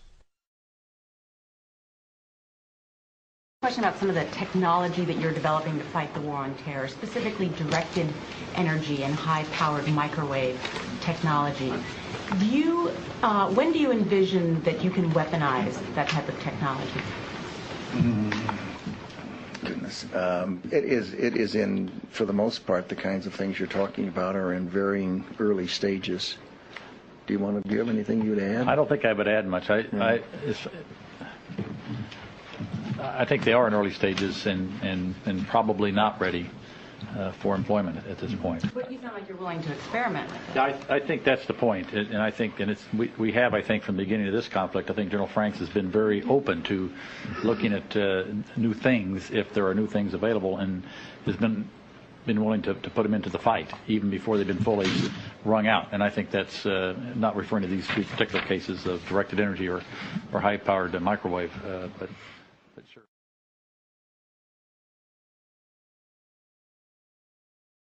Just the head was burned, and the other parts of the bodies wasn't anything that happened on it. Al-Ghazali reported that he had seen 3 passengers in a car, all dead, with their faces and teeth burnt, the body intact, and no sign of projectiles. There wasn't any bullet. I saw they teeth, just their teeth, and no eyes. All of them, with the body, nothing for the bodies, just the teeth and all the, the heads were burned. There were other inexplicable aspects. The terrain where the battle took place was dug up by the American military and had shrunk to just slightly more than 1 meter in height. Except that the bodies is killed by the bullets. Most of them that become very small. It's like that, something like that.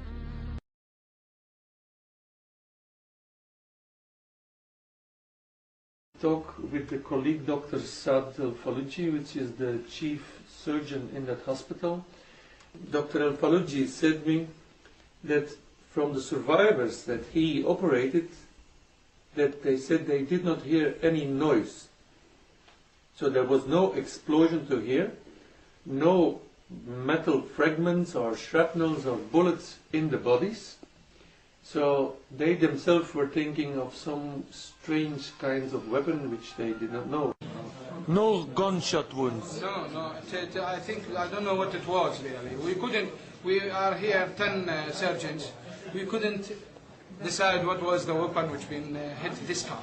But inside the bodies you did not discover ordinary bullets. All of them being, we didn't find bullets. Yeah. We didn't find bullets. But most of the injured people been dead, so they took them immediately to the refrigerator.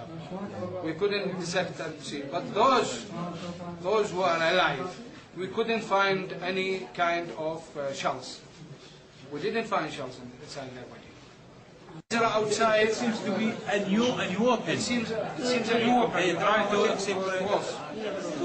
experiments on our civilian. We don't know what was. Nobody can identify what the type of this was. 26 in the past. About 20 of them. Some of them have no head. The head being cut. Some of them, the arms, the legs. The only one who didn't injure was the driver. And really, I don't know how he reached our hospital. Because one hand, one arm was in his lap. One head beside him. It was a very, very strange, horrible thing. In the roof of the car, there was part of the body's momentum, intestine, brains. Yes, all parts of the body. It was miserable. It was very, very, very, very miserable. I told them before. Do you have idea with what kind of weapons they attacked that bus? This bus, we didn't know what kind of weapon would be hit. Really, what we saw, cut arms, cut legs, cut head, abdomen, open abdomen.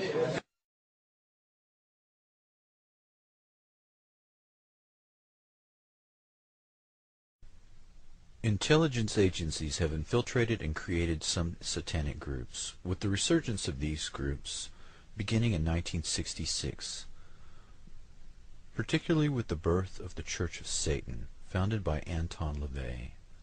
LaVey studied criminology in San Francisco and worked in the San Francisco Police Department Crime Lab. He also worked as an informant for Interpol. Prior to the Church of Satan, LaVey ran a group called the Magic Circle. LaVey's most famous associate is the National Security Agency General Michael Aquino.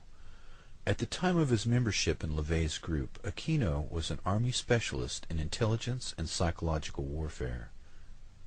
In 1973, he became the executive officer of the 306th Psychological Operations Battalion, contemporary with his founding of the Church of Set. General Michael Aquino wrote, "From PSYOP to Mind War, the Psychology of Victory." Aquino's thesis stated that enemy populations could be subdued by inflicting a state of psychological terror and feelings of imminent destruction. He discusses the use of psychotronic weapons or electromagnetic weapons that influence the mind. Capitulation could be induced without firing a shot by extremely low-frequency signals piggybacked on broadcasts of radio, TV, or microwave communications in order to influence and manipulate the thoughts and feelings of the target population.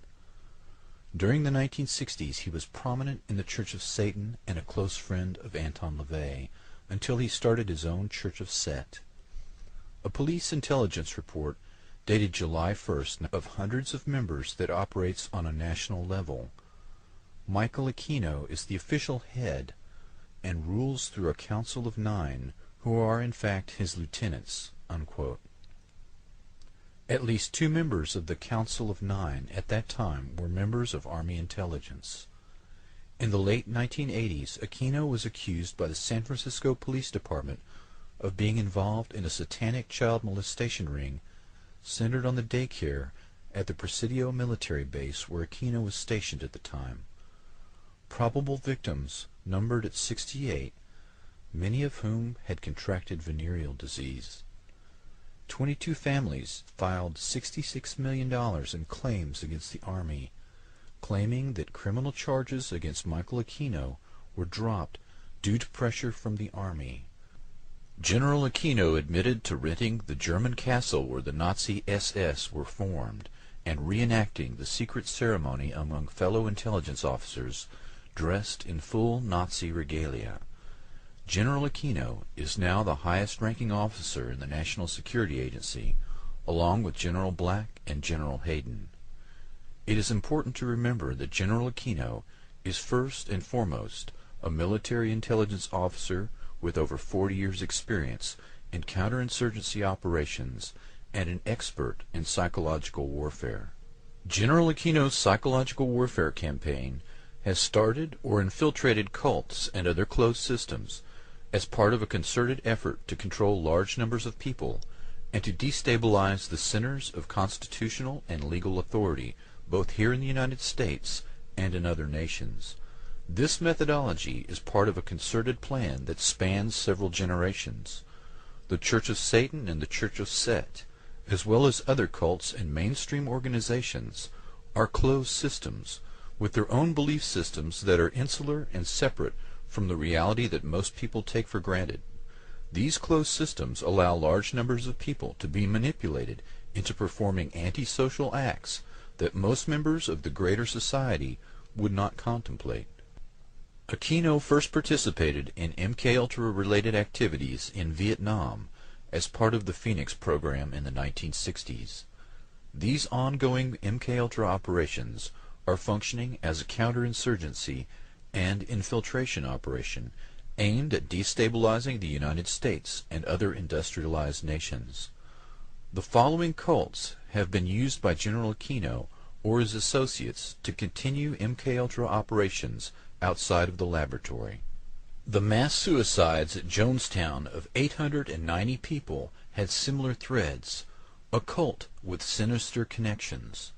Jim Jones, who had connections to the CIA, set up his utopian experiment on the same land the CIA had used to train mercenaries to fight in Angola. According to investigators, the Jonestown experiment was conceived of by Dr. Lawrence Laird Layton, staffed by him and financed by Layton. The African-American cult had at its core a Caucasian inner council composed of Layton and his family. Layton was a chemist in the Manhattan Project and head of the Army's Chemical Warfare Research Division in the 1950s. The People's Temple cult took over the Mendocino State Hospital as a part of a government pilot project to evaluate the feasibility of deinstitutionalizing mental patients. After a reduction in state funding, most of the patients at the Mendocino State Psychiatric Hospital were released into the custody of the People's Temple. Congressman Leo Ryan was assassinated in his attempt to investigate the cult. The pathologist in Guyana reported 80 to 90% of the victims' bodies had fresh needle marks. Other victims had been shot or strangled. In 1981, the survivors sued the former head of the CIA for, quote, enhancing the economic and political powers of James Warren Jones, unquote, and of conducting mind control and drug experimentation on the Temple flock. The Manson family was associated with the Process Church, which according to the Utah Department of Public Safety moved to southern Utah and changed their name to the Foundation.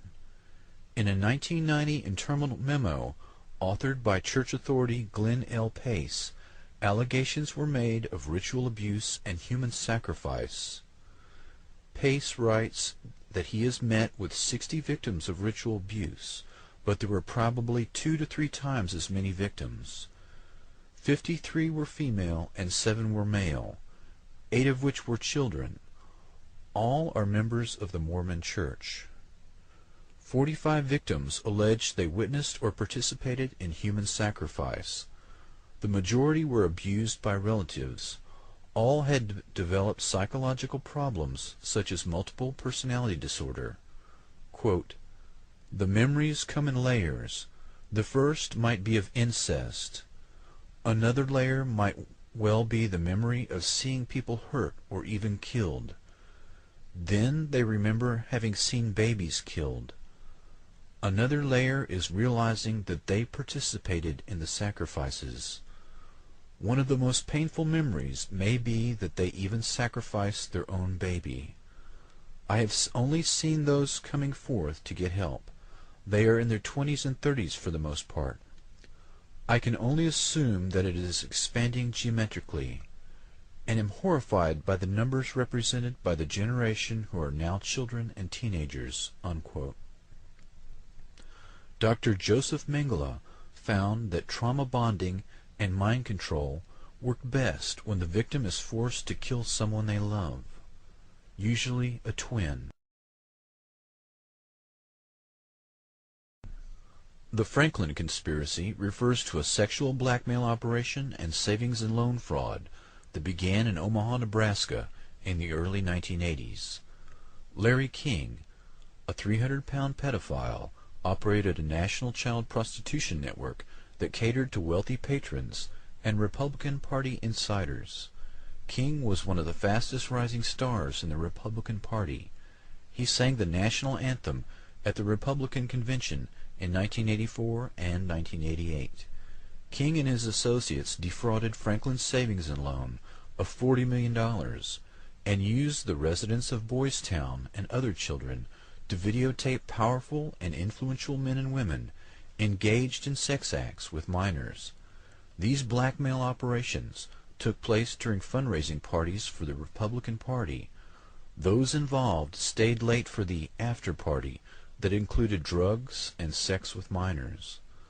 The strategy of early MKUltra was to use sexual blackmail operations that targeted political figures in order to ensure continued funding from legislators.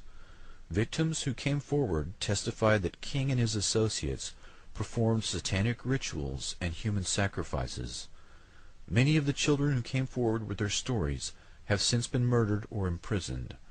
The most prominent and vocal victim has been held in solitary confinement longer than any other person in Nebraska history. Larry King served 2 years for fraud and was promptly employed by his good friend, the editor of an Omaha newspaper.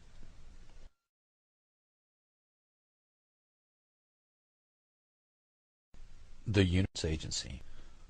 4 of Moon's early leaders were Army officers with KCIA credentials, and Moon's most influential aide, Dr. Bo Hai Pak, was liaison between the CIA and the KCIA, making numerous trips to the NSA headquarters at Fort Meade, Maryland.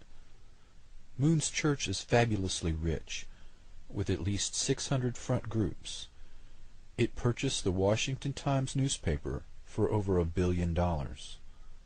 Moon has claimed that he is the reincarnation of Jesus, Buddha, and Mohammed. He preaches love, but attacks his critics mercilessly and uses the terminology of violence and apocalyptic revelation. In March of 2004 in Washington, D.C., the Reverend Moon was crowned as the Prince of Peace in a ceremony at the Dirksen Senate Office Building in the presence of 86 U.S. congressmen and 26 UN ambassadors. The Children of God cult in Argentina has been involved in ritual abuse of children for decades, but has evaded conviction, despite voluminous, undeniable evidence and victim testimony. David Moses Berg founded the church in the 1970s and advocated using sex to entice new members into the church. Berg's own children and former members have stated that they were forced into sex between the ages of 4 and 10 years old with high-level church members. The victims also testified to a sexual blackmail and infiltration campaign aimed at some of the most powerful men in Europe, particularly in the media, legal community, and government. Powerful figures of political and financial support for the family include Libyan President Muammar Gaddafi, Chilean dictator Augusto Pinochet, and King Juan Carlos of Spain. The sect currently estimates its numbers at 300,000 converts in 60 countries. In 1992, the Family Children's Choir sang in the White House for Barbara Bush to kick off a Christmas show in the East Room. The sect also sang for George Bush Sr. after he toured the damage of Hurricane Andrew in South Florida. The Cult Awareness Network was founded 2 decades ago in the wake of the mass suicides in Guyana that claimed the lives of 890 of Jim Jones' followers. The nonprofit national organization assisted the desperate loved ones of people caught up in the cult scene. The organizations targeted by CAN were the KKK, the Aryan Nations, dozens of obscure fundamentalist and evangelical Christian groups, the Church of Satan, the Moonies, followers of political extremist Lyndon LaRouche, and the Church of Scientology. An organized blizzard of lawsuits produced judgments totaling $5 million and led to CAN's financial ruin. In 1996, their logo, furniture, and phone number were auctioned off by a bankruptcy judge. Scientology lawyers took possession of 20 years' worth of CAN's highly sensitive case files containing information on thousands of people who had turned to CAN for help in rescuing their friends and relatives. Scientology is known for harassing its enemies and retaliating against suppressives, people who ridicule Scientology teachings. These teachings include L. Ron Hubbard's decree that humans are made up of clusters of spirits called Thetans, who were banished to Earth about 75 million years ago by an evil galactic ruler named Xenu. Hubbard was a pulp fiction writer who'd served in the Navy and hit it big in 1950 by coming up with the concept of Dianetics that he dubbed a modern science of mental health that remained at the core of Scientology practice. One of its staples is a simplified lie detector called an E-meter, which is supposed to measure electrical changes in the skin while subjects discuss intimate details of their lives. Hubbard claimed that unhappiness sprang from mental aberrations called engrams, and that counseling sessions with the E-meter could help rid them of them. Scientologists refer to the extensive and expensive process of clearing the mind in order for this to occur as auditing. But during the 1970s, the IRS conducted some auditing of its own and accused L. Ron Hubbard of skimming millions of dollars from the church, laundering it through dummy corporations, and stashing it in Swiss bank accounts. Although he died before the case was adjudicated, his wife and 10 other former church leaders went to prison in the early 1980s for infiltrating, burglarizing, and wiretapping dozens of private and government agencies in an attempt to block their investigations.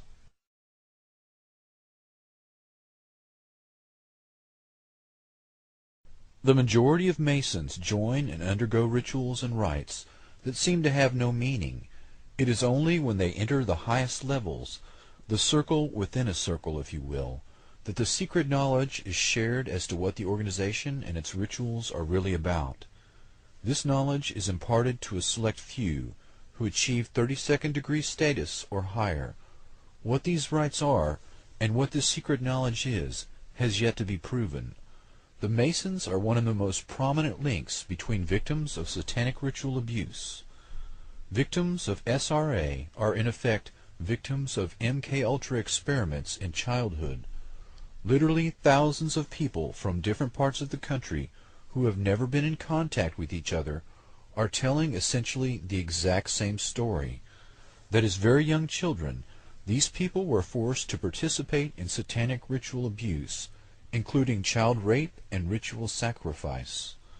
The consistency of the stories, the links to MKUltra and satanic ritual abuse, seem to be a fantastic story at first, but victim testimony is very consistent, and the association of both programs to high-level Mason members has been repeated many times.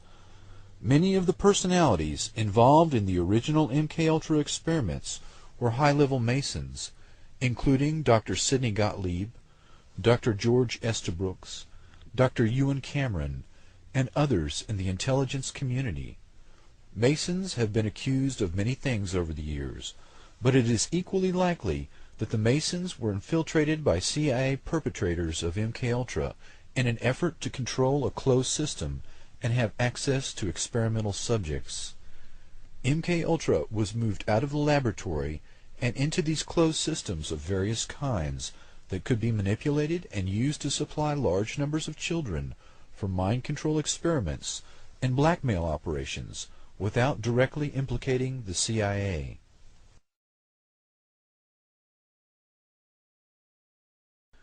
MKUltra and the False Memory Syndrome Foundation. Dr. Martin T. Orn is an original board member of the False Memory Syndrome Foundation, the FMSF, as well as a senior CIA researcher at the University of Pennsylvania's Experimental Psychiatry Laboratory. The FMSF was created to deny the existence of cult mind control and child abuse, and is staffed with psychiatrists connected to the CIA and their mind control experimentation. The phenomenon of children being coached or led to invent tales of abuse or make up such stories does exist, but comprises a small minority of the reported cases of child abuse, between 2 and 8% of all reported cases. One survey found 88% of therapists considered ritual child abuse a very real social problem. Only 5% of all child abuse cases ever enter the courtroom.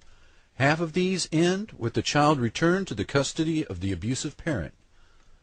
Dr. Orn's research into hypnoprogramming at Cornell University in the 1960s was paid for by the Human Ecology Fund, which also funded some of Dr. Ewan Cameron's brainwashing and remote mind control experimentation.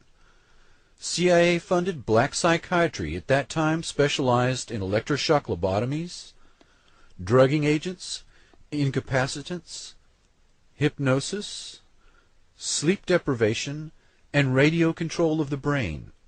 The FMSF founder, Dr. Ralph Underwager, and his wife openly advocate pedophilia, saying that it is God's will adults engage in sex with children.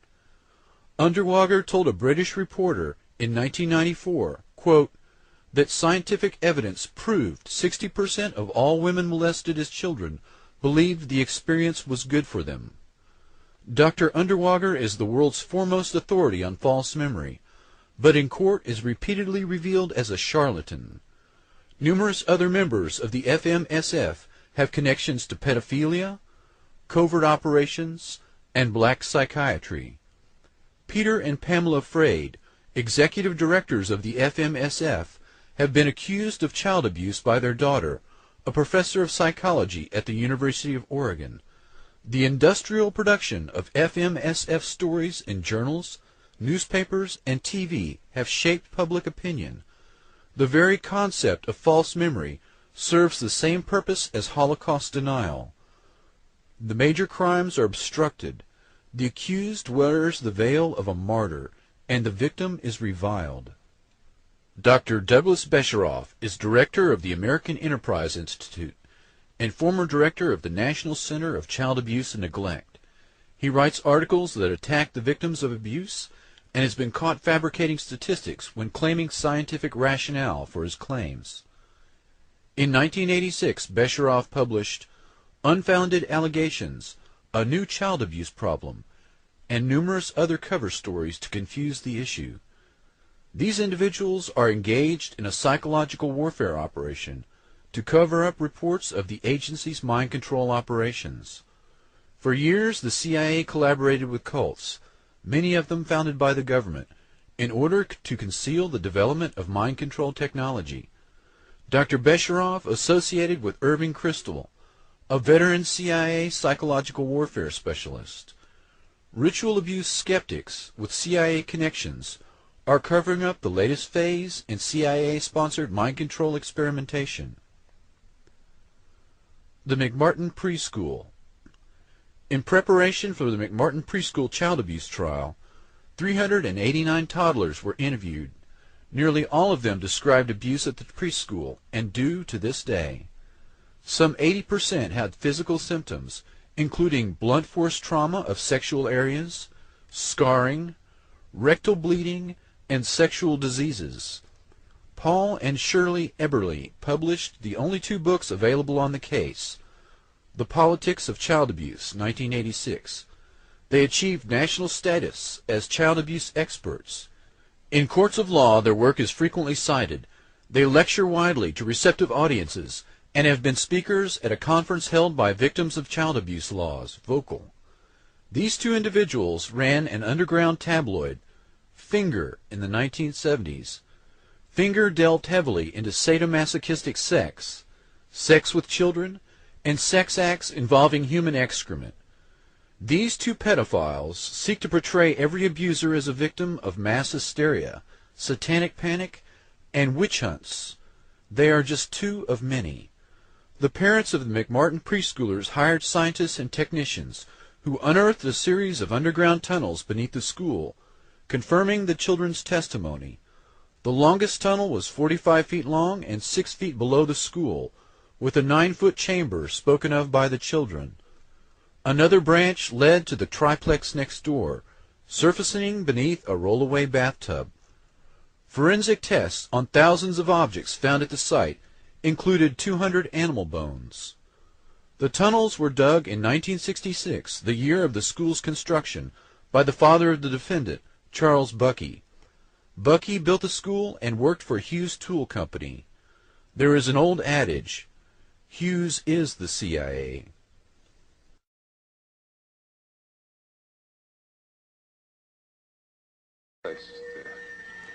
Pick it up and put it in this bag. That's right. And next will be a small, harmless snake. Pick it up behind the head. That's right. And put it in here. That's right. All the way, make sure it's in. That's right. And now there'll be a large snake, which you'll pick up behind the head. Behind the head. Quickly. Quickly.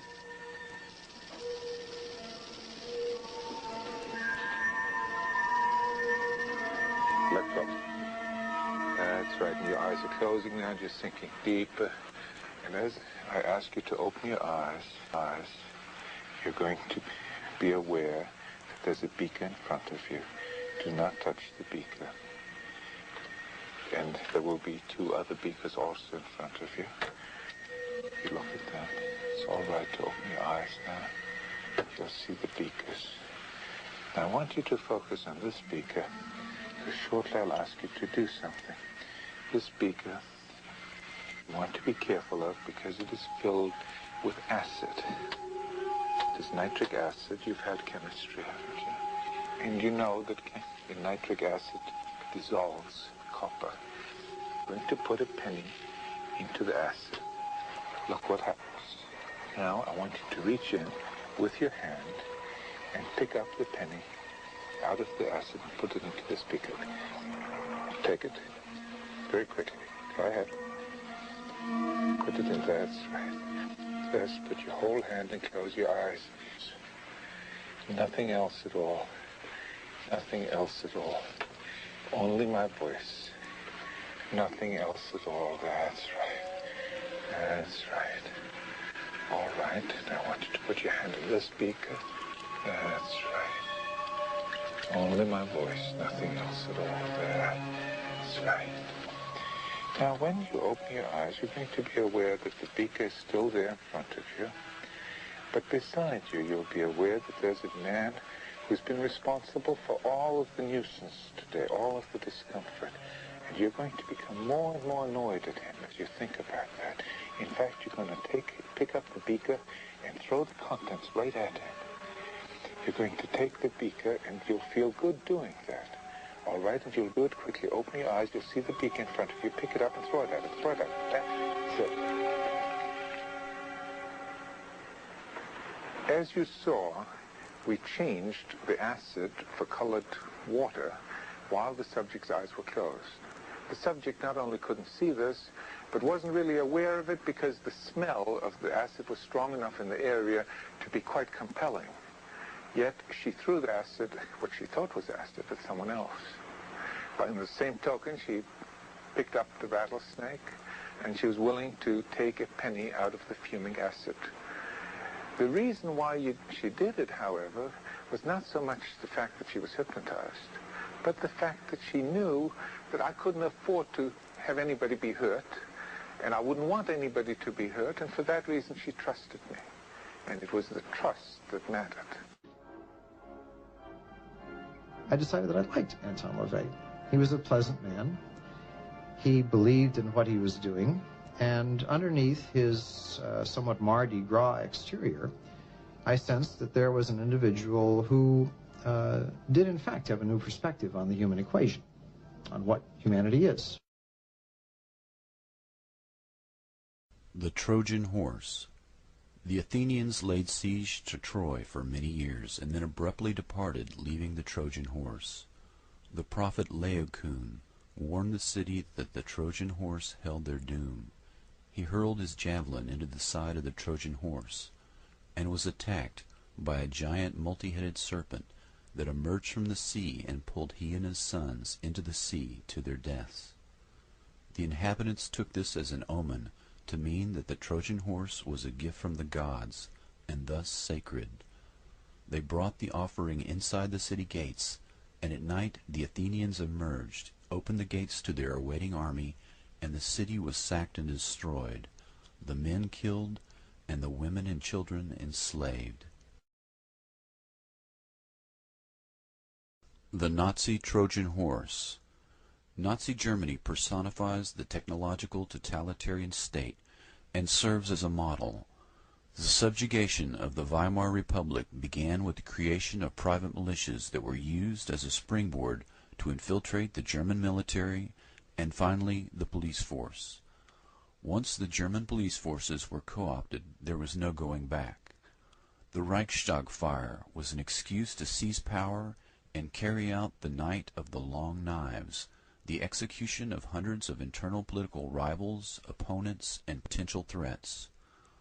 Once Hitler had crossed the Rubicon of mass assassination, he publicly declared his actions above the law. The pseudoscience of eugenics, the dogma of German racial superiority, and the theoretical subhuman level of other races was the rationale for wars of annihilation.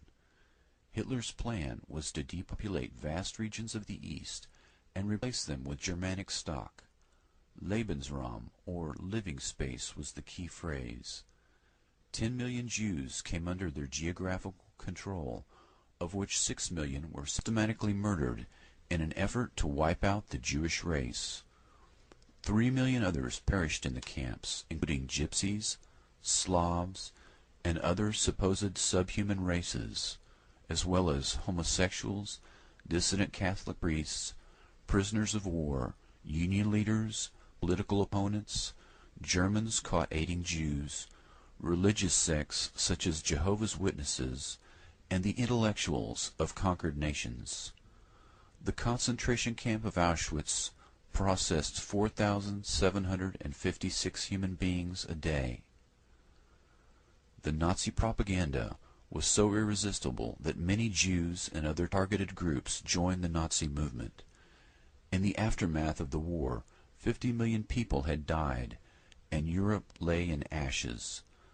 The Allies wanted answers.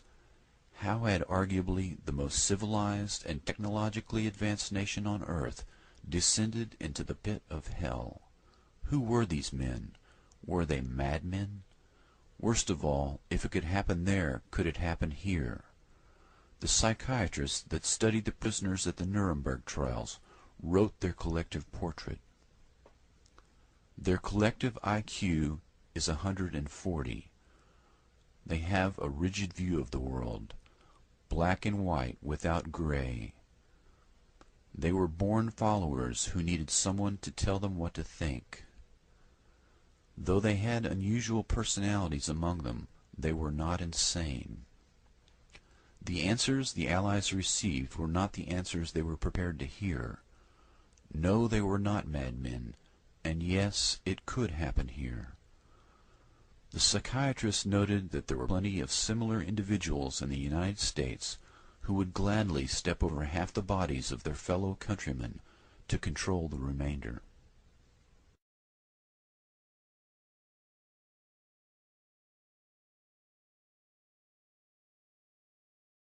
Remote viewing programs were publicly touted as an attempt to spy on the USSR using psychic powers to find hidden Russian bases and gather intelligence information. The military intelligence personalities involved in remote viewing have ties to development programs for microwave and radio frequency radiation weapons that are designed to influence the central nervous system, referred to collectively as psychotronics. These personalities have ties to religious cults as well. Remote viewing began with Operation Scanate and Operation Grill Flame, run by the NSA and INSCOM at Fort Meade under such personalities as Lieutenant Colonel Thomas Bearden, Albert Stubblebine, Ingo Swann, Ed Dames, Harold Putoff, Russell Targ, Paul Smith, and others.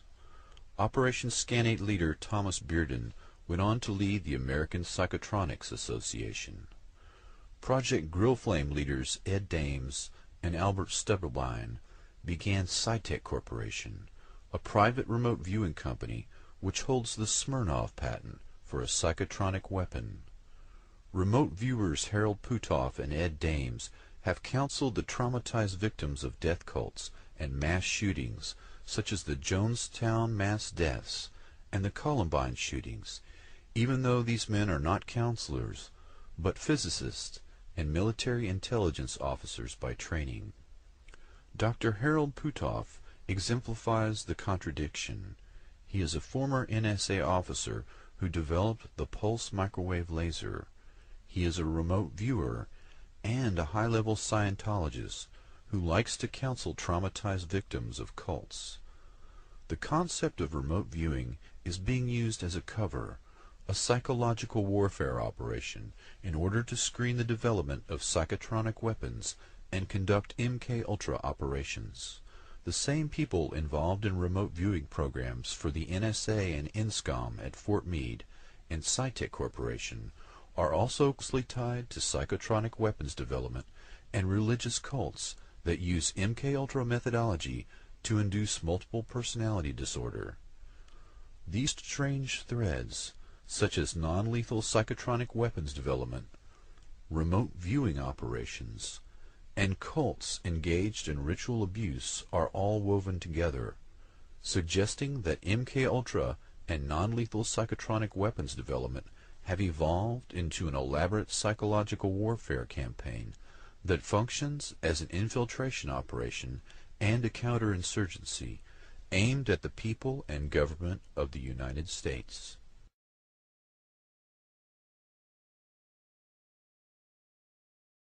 COINTELPRO stands for Counterintelligence Program, primarily run by the FBI as a covert action program against domestic dissidents.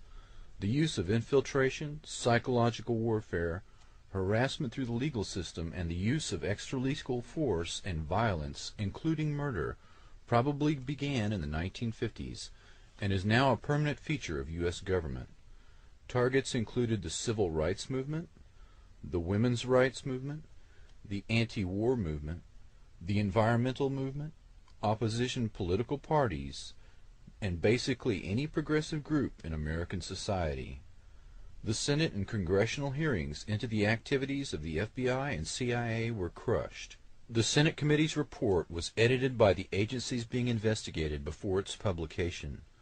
The House committee's report, including an account of FBI and CIA obstruction of its inquiry, was suppressed altogether.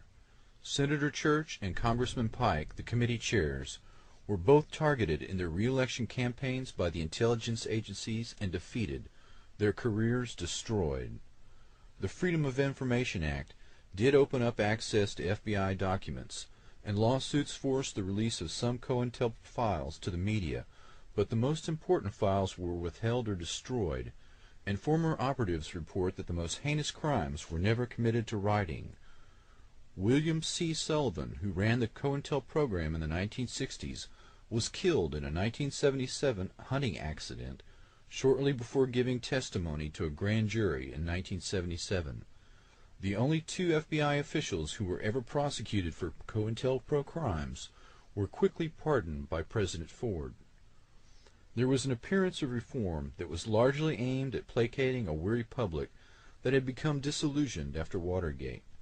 The most prominent target of COINTELPRO in the 1960s was Dr. Martin Luther King Jr., who received a blackmail letter from J. Edgar Hoover that detailed the existence of Dr. King's extramarital affairs and suggested he should suicide himself to preclude the release of the material to the press and its negative effect on his family and his movement.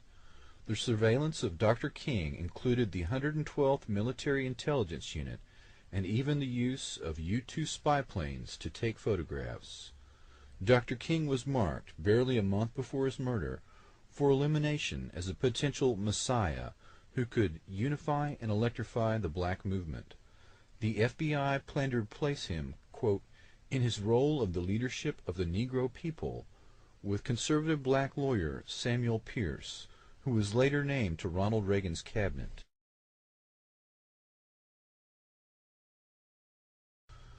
The theme of forced suicide is repeated on others targeted by COINTELPRO. Jean Seberg was an actress involved in civil rights.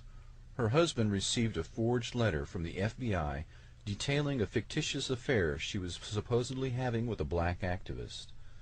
The actress was pregnant at the time and attempted suicide, had a miscarriage, and eventually did commit suicide. Forced suicide on a COINTELPRO target allows intelligence agencies deniability for the crime. In effect, it is the perfect crime. A total of 2,300 officially approved COINTEL actions were admitted to the Senate Intelligence Committee, but thousands more have since been revealed. Ultimately, FBI documents disclose 6 major programs. FBI operatives were directed to disrupt meetings of targeted groups, spread rumors, inflame disagreements over what people normally fight over, money, politics, race, gender, sex, and to exacerbate rivalries and jealousy, to lead activists into unnecessary danger, and to set them up for false prosecutions. False news stories, forged documents, and anonymous letters and phone calls, as well as pressure on landlords and their employers, make up just some of the strategies used against activists. The major violence of the domestic terrorist campaign was directed at the black nationalist and American Indian movements. These individuals were readily imprisoned on false charges or assassinated. British Commander Frank Kitson first codified counterinsurgency operations theory in his book Low-Intensity Operations, Subversion, Insurgency, and Peacekeeping, and he insists that infiltration and psychological operations be mounted against dissident groups in normal times before any mass movement can develop.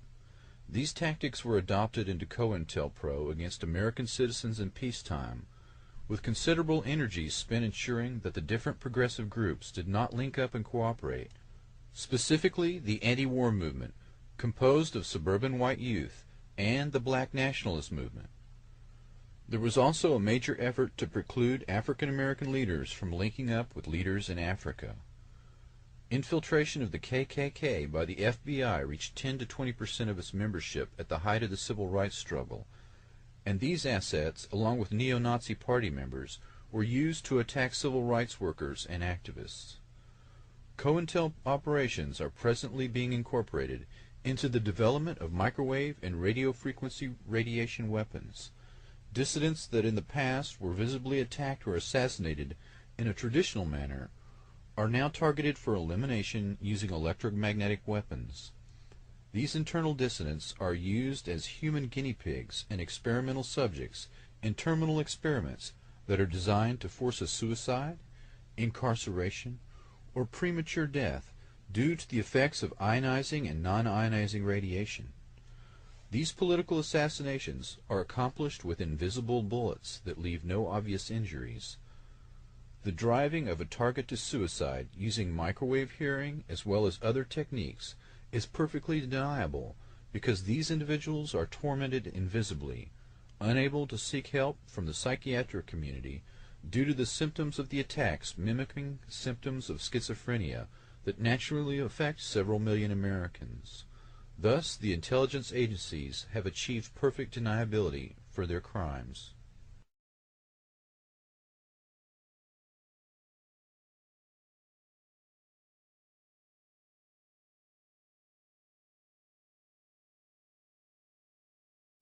CIA blowback. If the U.S. intelligence agencies are currently engaged in war crimes using directed energy weapons, it would be logical to expect a pattern of prior behaviors that exhibit similar criminal activity. It is certain that the United States has destabilized dozens of countries and overthrown their elected governments. Just how many countries is uncertain. In Iran in 1953, the Eisenhower administration joined forces with British intelligence to overthrow the government of Iran, which was seeking a larger share of its country's oil revenues. CIA Director Allen Dulles and Kermit Roosevelt, the son of FDR, were able to direct Iranian army officers in a coup to overthrow Mossadegh, the elected government, and reinstall the fictitious monarchy of the Shah. The Shah immediately granted British Petroleum a 40% share of the oil concession, and American firms received 40% as a reward for their participation. The overthrow of Mossadegh emboldened the CIA and became a blueprint for future destabilization operations. Mossadegh represented the legitimate aspirations of a nationalist democracy that was thwarted in the name of anti-communism. The resulting chaos and radicalization of Iran is a direct result of interference in the internal affairs of that nation, what is referred to as blowback, the unintended negative consequences of covert actions against foreign elected governments. The Shah was described in a confidential CIA report as a dangerous sociopath who suffered from a dominating father and a sense of the illegitimacy of his mandate to rule. Savak was the name of the Shah's feared secret police, set up with the help of the CIA. The excesses of the Shah and the American selected and trained Savak led to the emergence of the Ayatollah Khomeini and a hostile regime that views the U.S. as a force for evil in the world, hence the litany of referring to the United States as the Great Satan. Guatemala. In 1954, the CIA accepted and carried out a proposal from United Brands, Chiquita Banana, to overthrow the Guatemalan government, which was the only democratically elected government Guatemala had ever had. United Brands and the CIA replaced that government with 40 years of bloodshed under a series of barbaric right-wing dictators. U.S. taxpayers continue to fund these regimes under the repeated threat that if they do not, the Guatemalan people will fall prey to communism. A mere 2% of the population owned 72% of the land. 90% of the landowners were confined to the poorest 15% of the land. United Brands owned the railroads, the ports, and vast tracts of some of the most productive land on earth. Guatemalan President Arbenz had won the election with 65% of the vote in 1950. He tried to fulfill his mandate, which was land reform and a minimum wage modeled on FDR's efforts in the U.S. He seized the largest land holdings, including his own family's, and distributed 1.5 million acres to 100,000 families. The land was paid for in 25-year interest-bearing bonds, perfectly within the guidelines of the Kennedy-era Alliance for Progress program, or U.S. programs in El Salvador and Chile. The only difference were the investments by United Brands and the political influence they could bring to bear on the Arbenz government. In 1966, a swell of revolution brought a full-scale U.S.-sponsored counterinsurgency response program, including arms, advisors, and even Green Berets. A State Department study analyzed the program years later and stated, quote, "To eliminate a few hundred guerrillas, the government killed perhaps 10,000 Guatemalan peasants." Father Ronald Hennessy wrote of one event among many. July 14, 1982, the local military commander sent word for all the people of the village of Penitenac to be assembled for his 11 o'clock arrival. At 4 p.m., all of the men, with their hands tied behind their backs, were escorted by the soldiers into one house, shot, stabbed, and piled one on top of the other and covered with burnable items from the house, which were sprinkled with gasoline and set on fire. The women were treated the same as the men, differing only in that some had live babies on their backs when they were stacked for burning. The other children were tied, one to another, and pulled alive into the flames of a third house by the soldiers. In September of 1981, an association of Guatemalan coroners had complained that they couldn't keep up with the demand for autopsies because violent deaths had increased so rapidly, 50% higher each month than the last. Michael Deaver was instrumental in the election of Ronald Reagan in 1980, and one of his 3 close advisors, along with Ed Meese and James Baker. His public relations firm, Deaver and Hannaford, took on various right-wing Central and South American landowners and businessmen as clients, among them a group of Guatemalans. Was not a Guatemalan government. It was a foreign government controlled by foreigners. And that happened just here in the continent, right here in America. Iraq. In Iraq in 1958, General Abdel Karim Qasem led a coup, took power, and proclaimed a republic. He legalized the Communist Party and decreed land reform, granting autonomy to the Kurds. CIA Director Allen Dulles declared Iraq, quote, the most dangerous spot in the world, and in 1963 the CIA-supported Ba'ath Party overthrew Qasem. The Ba'ath Party shared power until 1968, when the CIA again instigated a coup that culminated in the rise of Saddam Hussein. Hussein had been on the CIA payroll since his early 20s. In 1980, Saddam invaded Iran in fear of the potential Iranian revolutionary influence among his country's majority Shiites. Iran began to win the war in 1982, and the U.S., in fear of the Iranian Revolution, began to covertly aid and bank Banca Nacional del Lavaro, guaranteed by the taxpayers under the Commodity Credit Corporation, to, quote, promote American farm exports, unquote. Between 1986 and 1989, 73 transactions took place that included bacterial cultures for anthrax production, advanced computers, and equipment to repair jets and rockets. In 2002, Iraq was forced to deliver an 11,800-page dossier on the history of its weapons program to the UN Security Council. Bush administration officials took possession of the document first and cut 8,000 pages that detailed American and Western company sales of weapons and dual-use technology sold to Iraq prior to 1991. The legacy of the NSA Act of 1947 that established the national security state had the obvious consequences of the overthrow of dozens of legitimately elected foreign governments during the Cold War. The unintended consequences of blowback has led to a more hostile environment for U.S. national interest in the 21st century, but it has led to other less obvious consequences to the American Republic itself. The power of the U.S. intelligence agencies to overthrow foreign governments at will has also impacted the domestic American political landscape.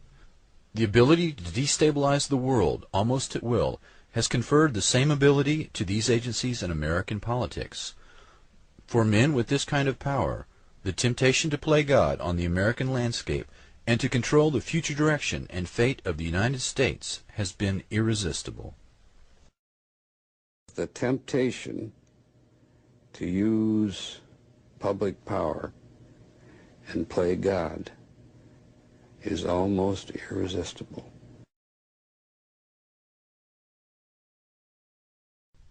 The Golden Triangle.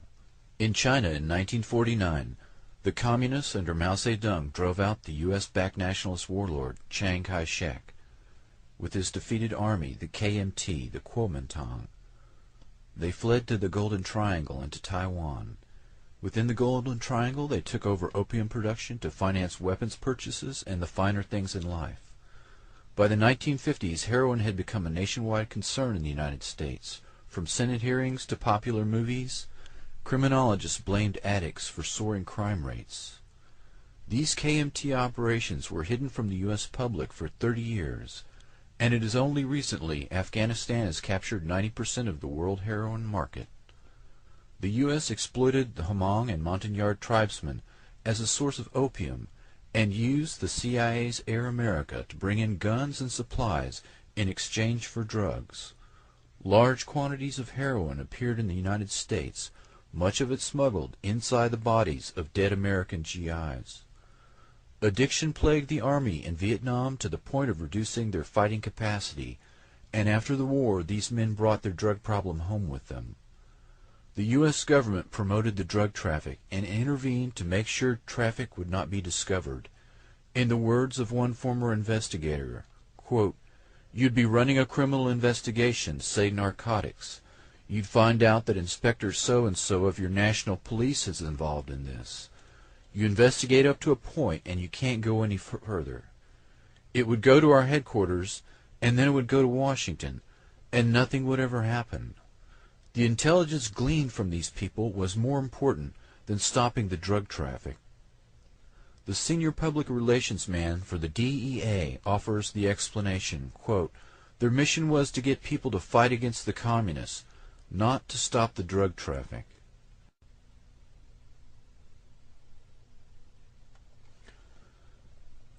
Iran-Contra. A secret program by the Reagan administration circumvented Congress and illegally sold weapons to Iran, a terrorist nation, in order to pay for a guerrilla war against the Sandinista Nicaraguan government. When the operation was uncovered, it also uncovered an off-the-books operation that, in the words of Senator Daniel Inouye, was a secret government with its own permanent funding mechanism and its own Army, Navy, and Air Force. The exposure of the Iran-Contra operation revealed the tip of the iceberg. Admiral Richard Secord ran a many-faceted program that concentrated on banking fraud, drug smuggling, and illegal arms dealing by officers and former officers of the U.S. military.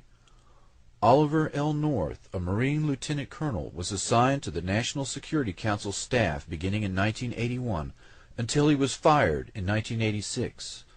North was the White House official most directly involved in secretly aiding the Contras, selling arms to Iran, and diverting Iran arms sales proceeds to the Contras. North was Deputy Director for Political Military Affairs and reported to his superior National Security Advisor, Robert C. McFarland, and later John M. Poindexter. He claimed to have taken much of his direction from Central Intelligence Agency Director William Casey. North testified repeatedly that he believed President Reagan was aware and approving of his activities. North was indicted in 1988 on 16 Iran-Contra charges. He was found guilty on 3 counts. His convictions were vacated in 1990 when an appeals court found that witnesses in his trial were prejudiced by his immunized congressional testimony.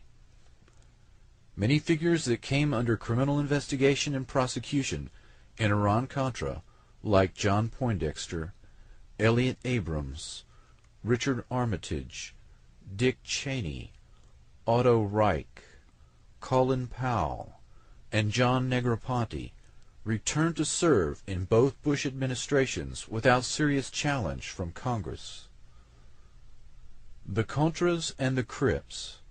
A San Francisco Bay Area drug ring sold tons of cocaine to the Crips and Blood street gangs of Los Angeles, funneled millions in profits directly to the Contra guerrillas, run by the Central Intelligence Agency.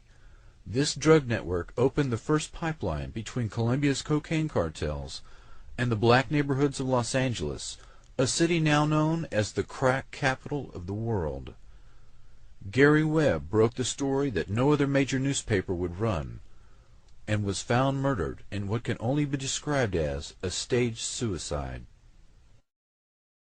We had Contra pilots flying out of Ilopango, smuggling drugs into the U.S., cocaine specifically. For America, bound from military airfields in Florida and Texas, offloaded out of sight of the law, then shipped to California and other points in the U.S. Point blank, stay away from it. It's a covert operation being run by the White House. The highest councils of our government, in the White House and in the Justice Department. There is no question of that. I can document that. Turns up wrongdoing. If it turns up wrongdoing, we will bring the people to justice and make them accountable.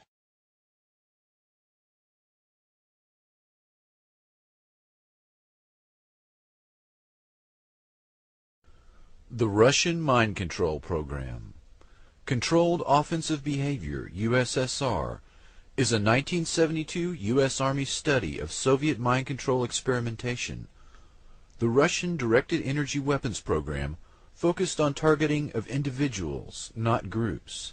Soviet dissidents were the target of microwave anti-personnel weapons and mine-altering techniques that sought a total submission of one's will to some outside force. Electromagnetic weapon mind control surfaced in the 1973 Russian Conference on Psychotronic Research. The agenda for the Prague meeting included the following 5 topics: erasure of the subconscious mind, development of ESP, induction of paranormal effects in dreams, the mechanical equivalent of neuropsychic energy, and the psi gene. The Soviets were known to have potent blinding lasers. They were also feared to have developed acoustic and radio wave weapons. A 1987 issue of Soviet Military Power, a Cold War Pentagon publication, warned that the Soviets might be close to, quote, a prototype short-range tactical radio frequency weapon.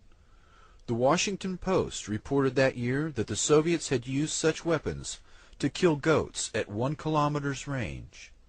The Pentagon, it turns out, had been pursuing similar devices since the 1960s. The Russian capability, demonstrated in a series of laboratory experiments dating back to the mid-1970s, could be used to suppress riots, control dissidents, demoralize or disable opposing forces, and enhance the performance of friendly special operations teams. Pioneered by government-funded department of the psychocorrection at the Moscow Academy Medical Academy, acoustic psychocorrection involves the transmission of specific commands via static or white noise bands into the human subconscious without upsetting other intellectual functions. Experts said laboratory demonstrations have shown encouraging results after exposure of less than 1 minute. Decades of research and development and millions of rubles have produced the ability to alter behavior on willing and unwilling subjects. In an effort to restrict potential misuse of this capability, senior Russian research scientists, diplomats, military officials, and officials of the Russian Ministry of Higher Education, Science and Technology Policy are beginning to provide limited demonstrations for their U.S. counterparts. Further evaluations of key technologies in the U.S. are being planned, and discussions are aimed at creating a framework for bringing the issue under bilateral and multilateral control. Yet these military capabilities have remained largely unknown to the U.S. and Russian public. The Department of Psychocorrection at the Moscow Medical Academy acknowledged the potential danger of this capability. The Russian experts, including George Kotov, a former KGB general now serving in a senior government ministry post, present in their report a list of software and hardware associated with their psychocorrection program that could be procured for as little as $80,000. According to General Kotov, quote, as far as it has become possible to probe and correct psychic contents of human beings despite their will and consciousness by instrumental means, results having been achieved can get out of our control and be used with inhuman purposes for manipulating the collective psyche. Unquote. The Russian authors note that world opinion is not ready for dealing appropriately with the problems coming from the possibility of direct access to the human mind. Therefore, the Russian authors have proposed a bilateral center for psychocorrection technologies where U.S. and Russia can monitor and restrict the emerging capabilities.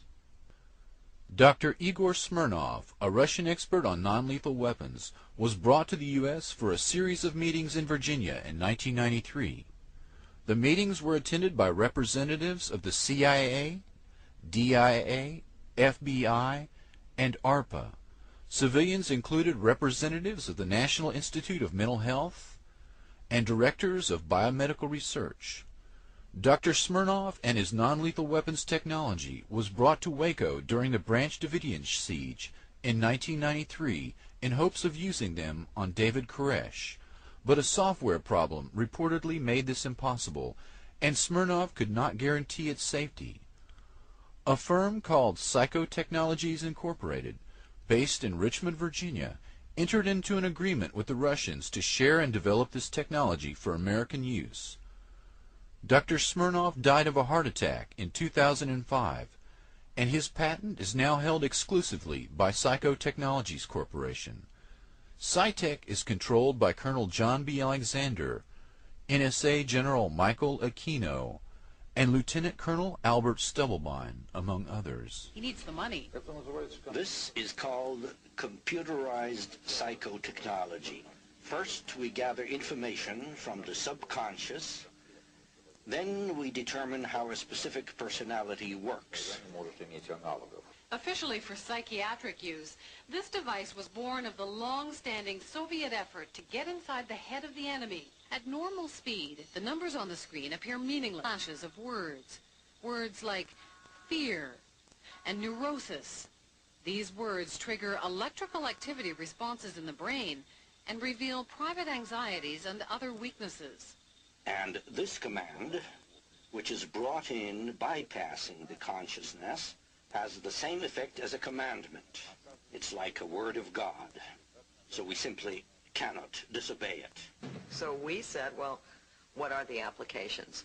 And they said, well, they had tested with the simple phrase, bring us cake, and that they had piped that bring us cake in white noise up to the ground level, masquerading as just machinery noise, and both the workmen outside and their colleagues who worked on the ground level within 24 hours had come at different times of the day bringing them cake.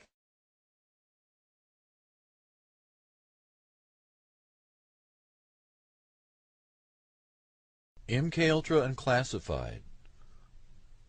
The military financed all scientific research into development of directed energy weapons.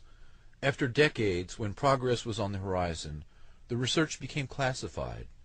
The public program was shut down and restarted in conditions of absolute secrecy. The published scientific papers that concerned potential weapons and even bioelectric medicine were reduced to a trickle, but occasional information about their existence continued to emerge.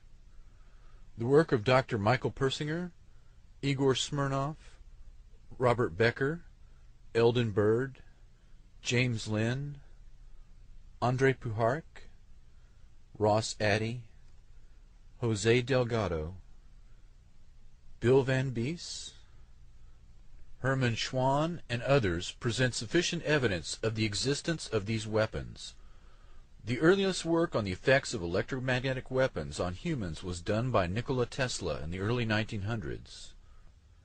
The earliest anti-personnel electromagnetic weapons can be traced to the early to mid-1940s and possibly earlier. The first reference is existent in the U.S. Strategic Bombing Survey that reviewed Japanese research and development efforts into a death ray. Human beings, prisoners of war, were used in terminal experiments in the laboratory. Summarizing the Japanese efforts after World War II, Allied scientists concluded that a death ray apparatus might be developed that could kill unshielded human beings at a distance of 5 to 10 miles. Research on living organisms revealed that waves from 2 meters to 60 centimeters in length caused hemorrhage of the lungs, whereas waves shorter than 2 meters destroyed brain cells. Dr. Andrei Puharich studied the effects of radio waves on animals at Northwestern University in the late 1940s. He later founded a laboratory called Round Table Foundation of Electrobiology. Puharich was employed at the Army's Chemical and Biological Warfare Center at Fort Detrick, Maryland, researching the effects of LSD for the CIA in 1954. Puharich perfected the radio tooth implant, a small little relay receiver and transmitter. Dr. Alan Fry, a biophysicist at GE's Advanced Electronics Center, Cornell University, and a contractor for the Office of Naval Research, discovered in 1958 that the human auditory system responds to electromagnetic energy in a portion of the radio frequency spectrum at low power densities well below that necessary for biological damage. Quote, "The human auditory system and a table radio may be 1 order of magnitude apart in sensitivity to radio frequency energy." Dr. Fry proposed stimulating the nervous system without the damage caused by electrodes. He wrote 2 papers, Microwave Auditory Effect and Applications, and Human Auditory Response to Modulated Electromagnetic Energy. Alan Fry experimented with microwaves, seeking to transmit spoken words directly into the audio cortex via a pulsed microwave analog of the speaker's sound vibration. Fry's work in this field gave rise to the so-called Fry effect, which is now more commonly referred to as microwave hearing. Fry's work had obvious implications for covert operations. He synchronized pulsed microwaves with the myocardial rhythm of a frog's heart, and the heart stopped beating. Dr. Fry had perfected the induction of heart seizures by beamed electromagnetics. He microwaved cats and found that the stimulation of the hypothalamus had a powerful effect on emotions. Fry found that human subjects exposed to 1300 MHz to 3000 MHz microwaves at average power densities of 0.4 to 2 milliwatts per centimeter perceived auditory sounds. The peak power densities were on the order of 200 to 300 milliwatts per centimeter, and the pulse repetition frequencies varied between 200 to 400 Hz. Fry referred to this auditory phenomenon as radio frequency sound. The sensation occurred instantaneously at average incident power densities well below that necessary for known biological damage, and appeared to originate from within or near the back of the head. Dr. Fry was reluctant to experiment on humans, but others, particularly paperclip scientists, were not. Dr. Michael Persinger, a psychologist and neuroscientist, did research on the effects of electromagnetic radiation on the brain for a Pentagon weapons project. He has worked in the field for 40 years, and funded by the Navy and reportedly by the NSA as well. Dr. Persinger perfected a means to make experimental subjects feel that they had been abducted by aliens or had an encounter with angels or God through the use of a modified motorcycle helmet equipped with solenoids to send electromagnetic pulses through the frontal lobes of the brain. Quote, "Human experience of God can be generated by a process that has nothing to do with whether God exists or not." Dr. Persinger published the paper On the Possibility of Directly Accessing Every Human Brain by Electromagnetic Induction of Fundamental Algorithms, 1995. Quote, "A process which is coupled to the narrow band of brain temperature could allow all normal human brains to be affected by a subharmonic whose frequency range at 10 Hz would vary only by 0.1 Hz. Random variations of noise within the matrices could potentially differentiate between individual brains. In other words, individuals could be identified by the specific characteristics of their brain output." He goes on further. Identification of these sequences could also allow direct access to the most complex neurocognitive processes associated with the self, human consciousness, and the aggregate of experimental representations, in other words, episodic memory, that define the individual within the brain. In other words, a person's memory, consciousness, and sense of self can be fully accessed and modified by electromagnetic means, especially a person's personality can be completely shaped, much like the research of Dr. Ewan Cameron, who sought to do so by more primitive means. Dr. Persinger says the brain processes can be circumvented by direct induction of this information within the brain. The basic premise is that the synthetic duplication of the neuroelectrical correlates generated by the sensors to an actual stimulus should produce identical experiences without the presence of that stimulus. What Dr. Persinger is saying is that virtually any mental state can be artificially injected into a human brain from an exterior source. The most frightening thing is that the means for doing this already exists in a fully operational form on a worldwide basis. Quote, "The power levels for these amplitudes are similar to those associated with the signals generated globally by radio and communication system. Within the last 2 decades, a potential has emerged which was improbable, but which is now marginally feasible. This potential is the technical capability to influence directly the major portion of the approximately 6 billion brains of the human species by generating neural information within a physical medium within which all members of the species are immersed." Unquote. Dr. Persinger's message, minus the jargon, is that the entire human race can be controlled through the use of electromagnetic influence piggybacked on television and radio networks or other technological means. Effectively, all consciousness is due to electromagnetic patterns generated within the brain.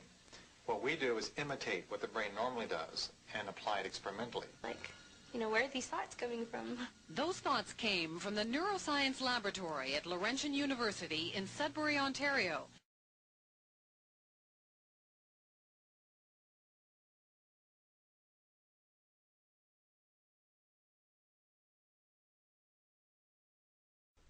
The Strategic Defense Initiative. The Star Wars program routinely falsified research data, according to military sources at the time. Quote, "We would lose hundreds of millions of dollars in Congress if we did not perform our tests successfully. We put a beacon with a certain frequency on the target vehicle. On the interceptor we had a receiver. The hit looked beautiful, so Congress did not ask questions." The very idea of Star Wars, an umbrella that would shield America from Soviet nuclear warheads, was itself a massive deception.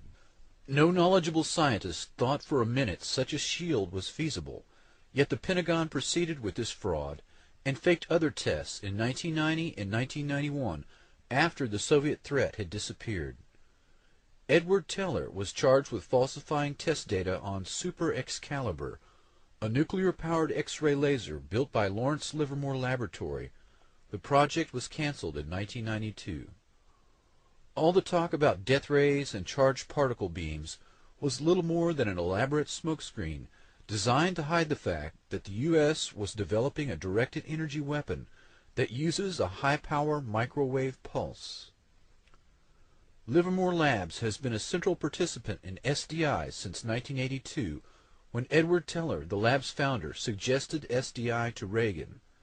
The father of the H-bomb received 40,000 shares of a laser research company that later defrauded its investors.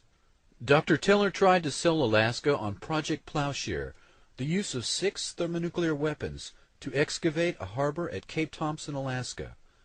In 1987, Teller returned to Alaska to propose the installation of a laser-like weapon system on the north slope of Alaska.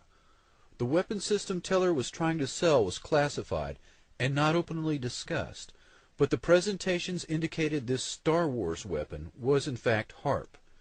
In 1995, Congress killed funding for Star Wars, but HARP continues as the ultimate SDI radio frequency radiation weapon. The Reagan administration intensified the push into electromagnetic weapons development under Project Sleeping Beauty. A scientist working for the Army's Ballistic Defense Command complained to the House Government Operations Committee that as much as half of the entire SDI budget had disappeared into classified projects. Suddenly there was a threat to this world from some other species, from another planet, outside in the universe. We'd forget all the little local differences that we have between our countries. Perhaps we need some outside universal threat to make us recognize this common bound.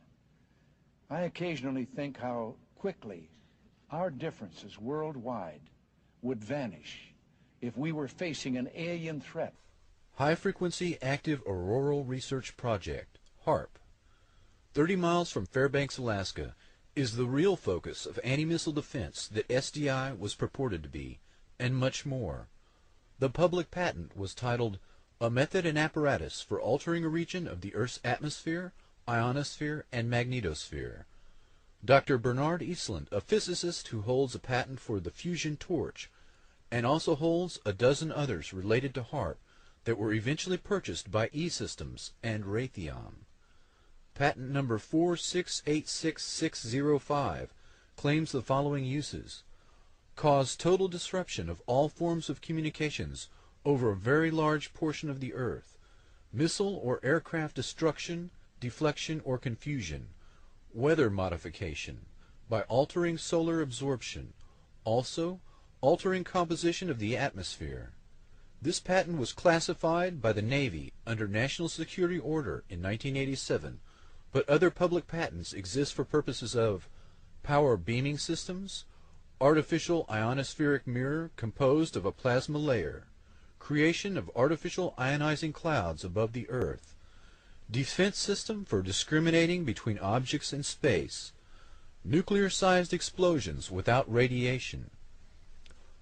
HARP is described as a research instrument for studying the ionosphere, an ionospheric heater, or IRI, of which many exist, but HARP is special. The ability to focus energy and the unprecedented amount, in gigawatts, billions of watts, makes it literally millions of times more effective at heating the region about 120 miles above the Earth's surface. The atmosphere has most of its density below 30 miles altitude. The ionosphere is the very thin layer above that absorbs dangerous ultraviolet radiation and makes life possible on Earth. There is very little mixing normally between the two layers, but disturbances in the ionosphere translate to changes in weather, such as normally occurring sunspots and the solar wind. The main idea behind HARP is the ability to direct electrons along the naturally occurring magnetic field lines of the Earth and accelerate them to near the speed of light to form a protective shell of highly excited particles that not only block communications worldwide, but destroy missiles in their trajectory as they descend from space. The effects can be localized by punching a hole through the ionosphere to superheat an area 30 kilometers in diameter into a plasma shield. Any missile or aircraft would be destroyed that tried to fly through the plasma, which is the fourth state of matter. A hole in the ionosphere above an enemy country could kill by allowing solar radiation to strike the surface unhindered. Weather modification could also be used as an instrument of warfare by manipulating the electric jet and the jet streams that dictate climate. The publicly stated aim is C3, Command, Communication, and Control. The margin of victory in war is to block signals in the ELF extremely low frequency range, can be generated by HARP and heard anywhere in the world, and are used for Earth-penetrating tomography, basically finding enemy submarines and underground bases. Dr. Richard Williams says the high-energy experiments will generate the equivalent of the output of 10 to 100 large power-generating stations, and that, quote, tests of these kinds could cause irreversible damage. According to Dr. Elizabeth Rauscher, quote, the ionosphere is prone to catalytic reactions, so if a small part is changed, a major change in the ionosphere can happen. HARP documents admit that 1,000-fold greater amounts of energy can be released in the ionosphere than injected. Stanford University experiments beaming radio waves into the magnetosphere detected the signals halfway around the world. Some were amplified 1,000 times. David Yarrow states, quote, Earth's axial spin means that a burst lasting more than a few minutes will slice through the ionosphere like a microwave knife, producing not a hole, but a long tear, an incision. HARP documents describe intentionally trying to get a runaway effect in the ionosphere. Quote, the instabilities commonly studied are approaching their maximum radiofrequency energy dissipative capacity, beyond which the plasma process will run away until the next limiting factor is reached. The first atomic weapons testing was done without knowing if the chain reaction would stop or keep going. Dr. Oppenheimer admitted years later that, quote, the government knew that the scientists didn't know. The decision to pulse several gigawatts of energy into the ionosphere could cross a threshold. Walter Richmond wrote of an account of such an event in a book entitled The Lost Millennium. The event began with a solar tap, a planetary short circuit. Quote, the surge of power became an avalanche.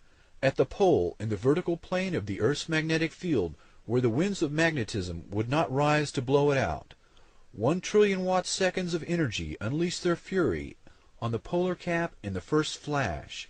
Even as it discharged, the ionosphere was recharged from the solar furnace. The first flash became a mighty roar that poured an increased and now steady stream of energy through the now stabilized short circuit. Kilocubit after square kilocubit of frozen wasteland boiled. Watt after watt of ever-increasing avalanched energy lit the polar cap with a glare that had never before been seen. Earth's an electrical motor. When the motor began to run wild, it would increase its rotational speed. Eventually the Earth would explode from increased centrifugal stress. The HARP project manager describes the experiment of Earth-penetrating capability using frequencies of 10 to 20 Hertz pulses per second, or maybe 1 Hertz, 1 cycle per second type waves. This range of frequencies are the same dominant frequencies within which the human brain normally operates. The military, particularly the Navy and Air Force, have extensive research on the negative effects of extremely low-frequency radiation.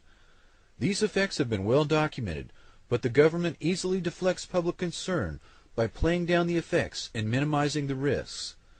This is the same method used for other military systems, including nuclear weapons tests, LSD experiments, and radiation experiments, all carried out on unknowing subjects under the guise of national security.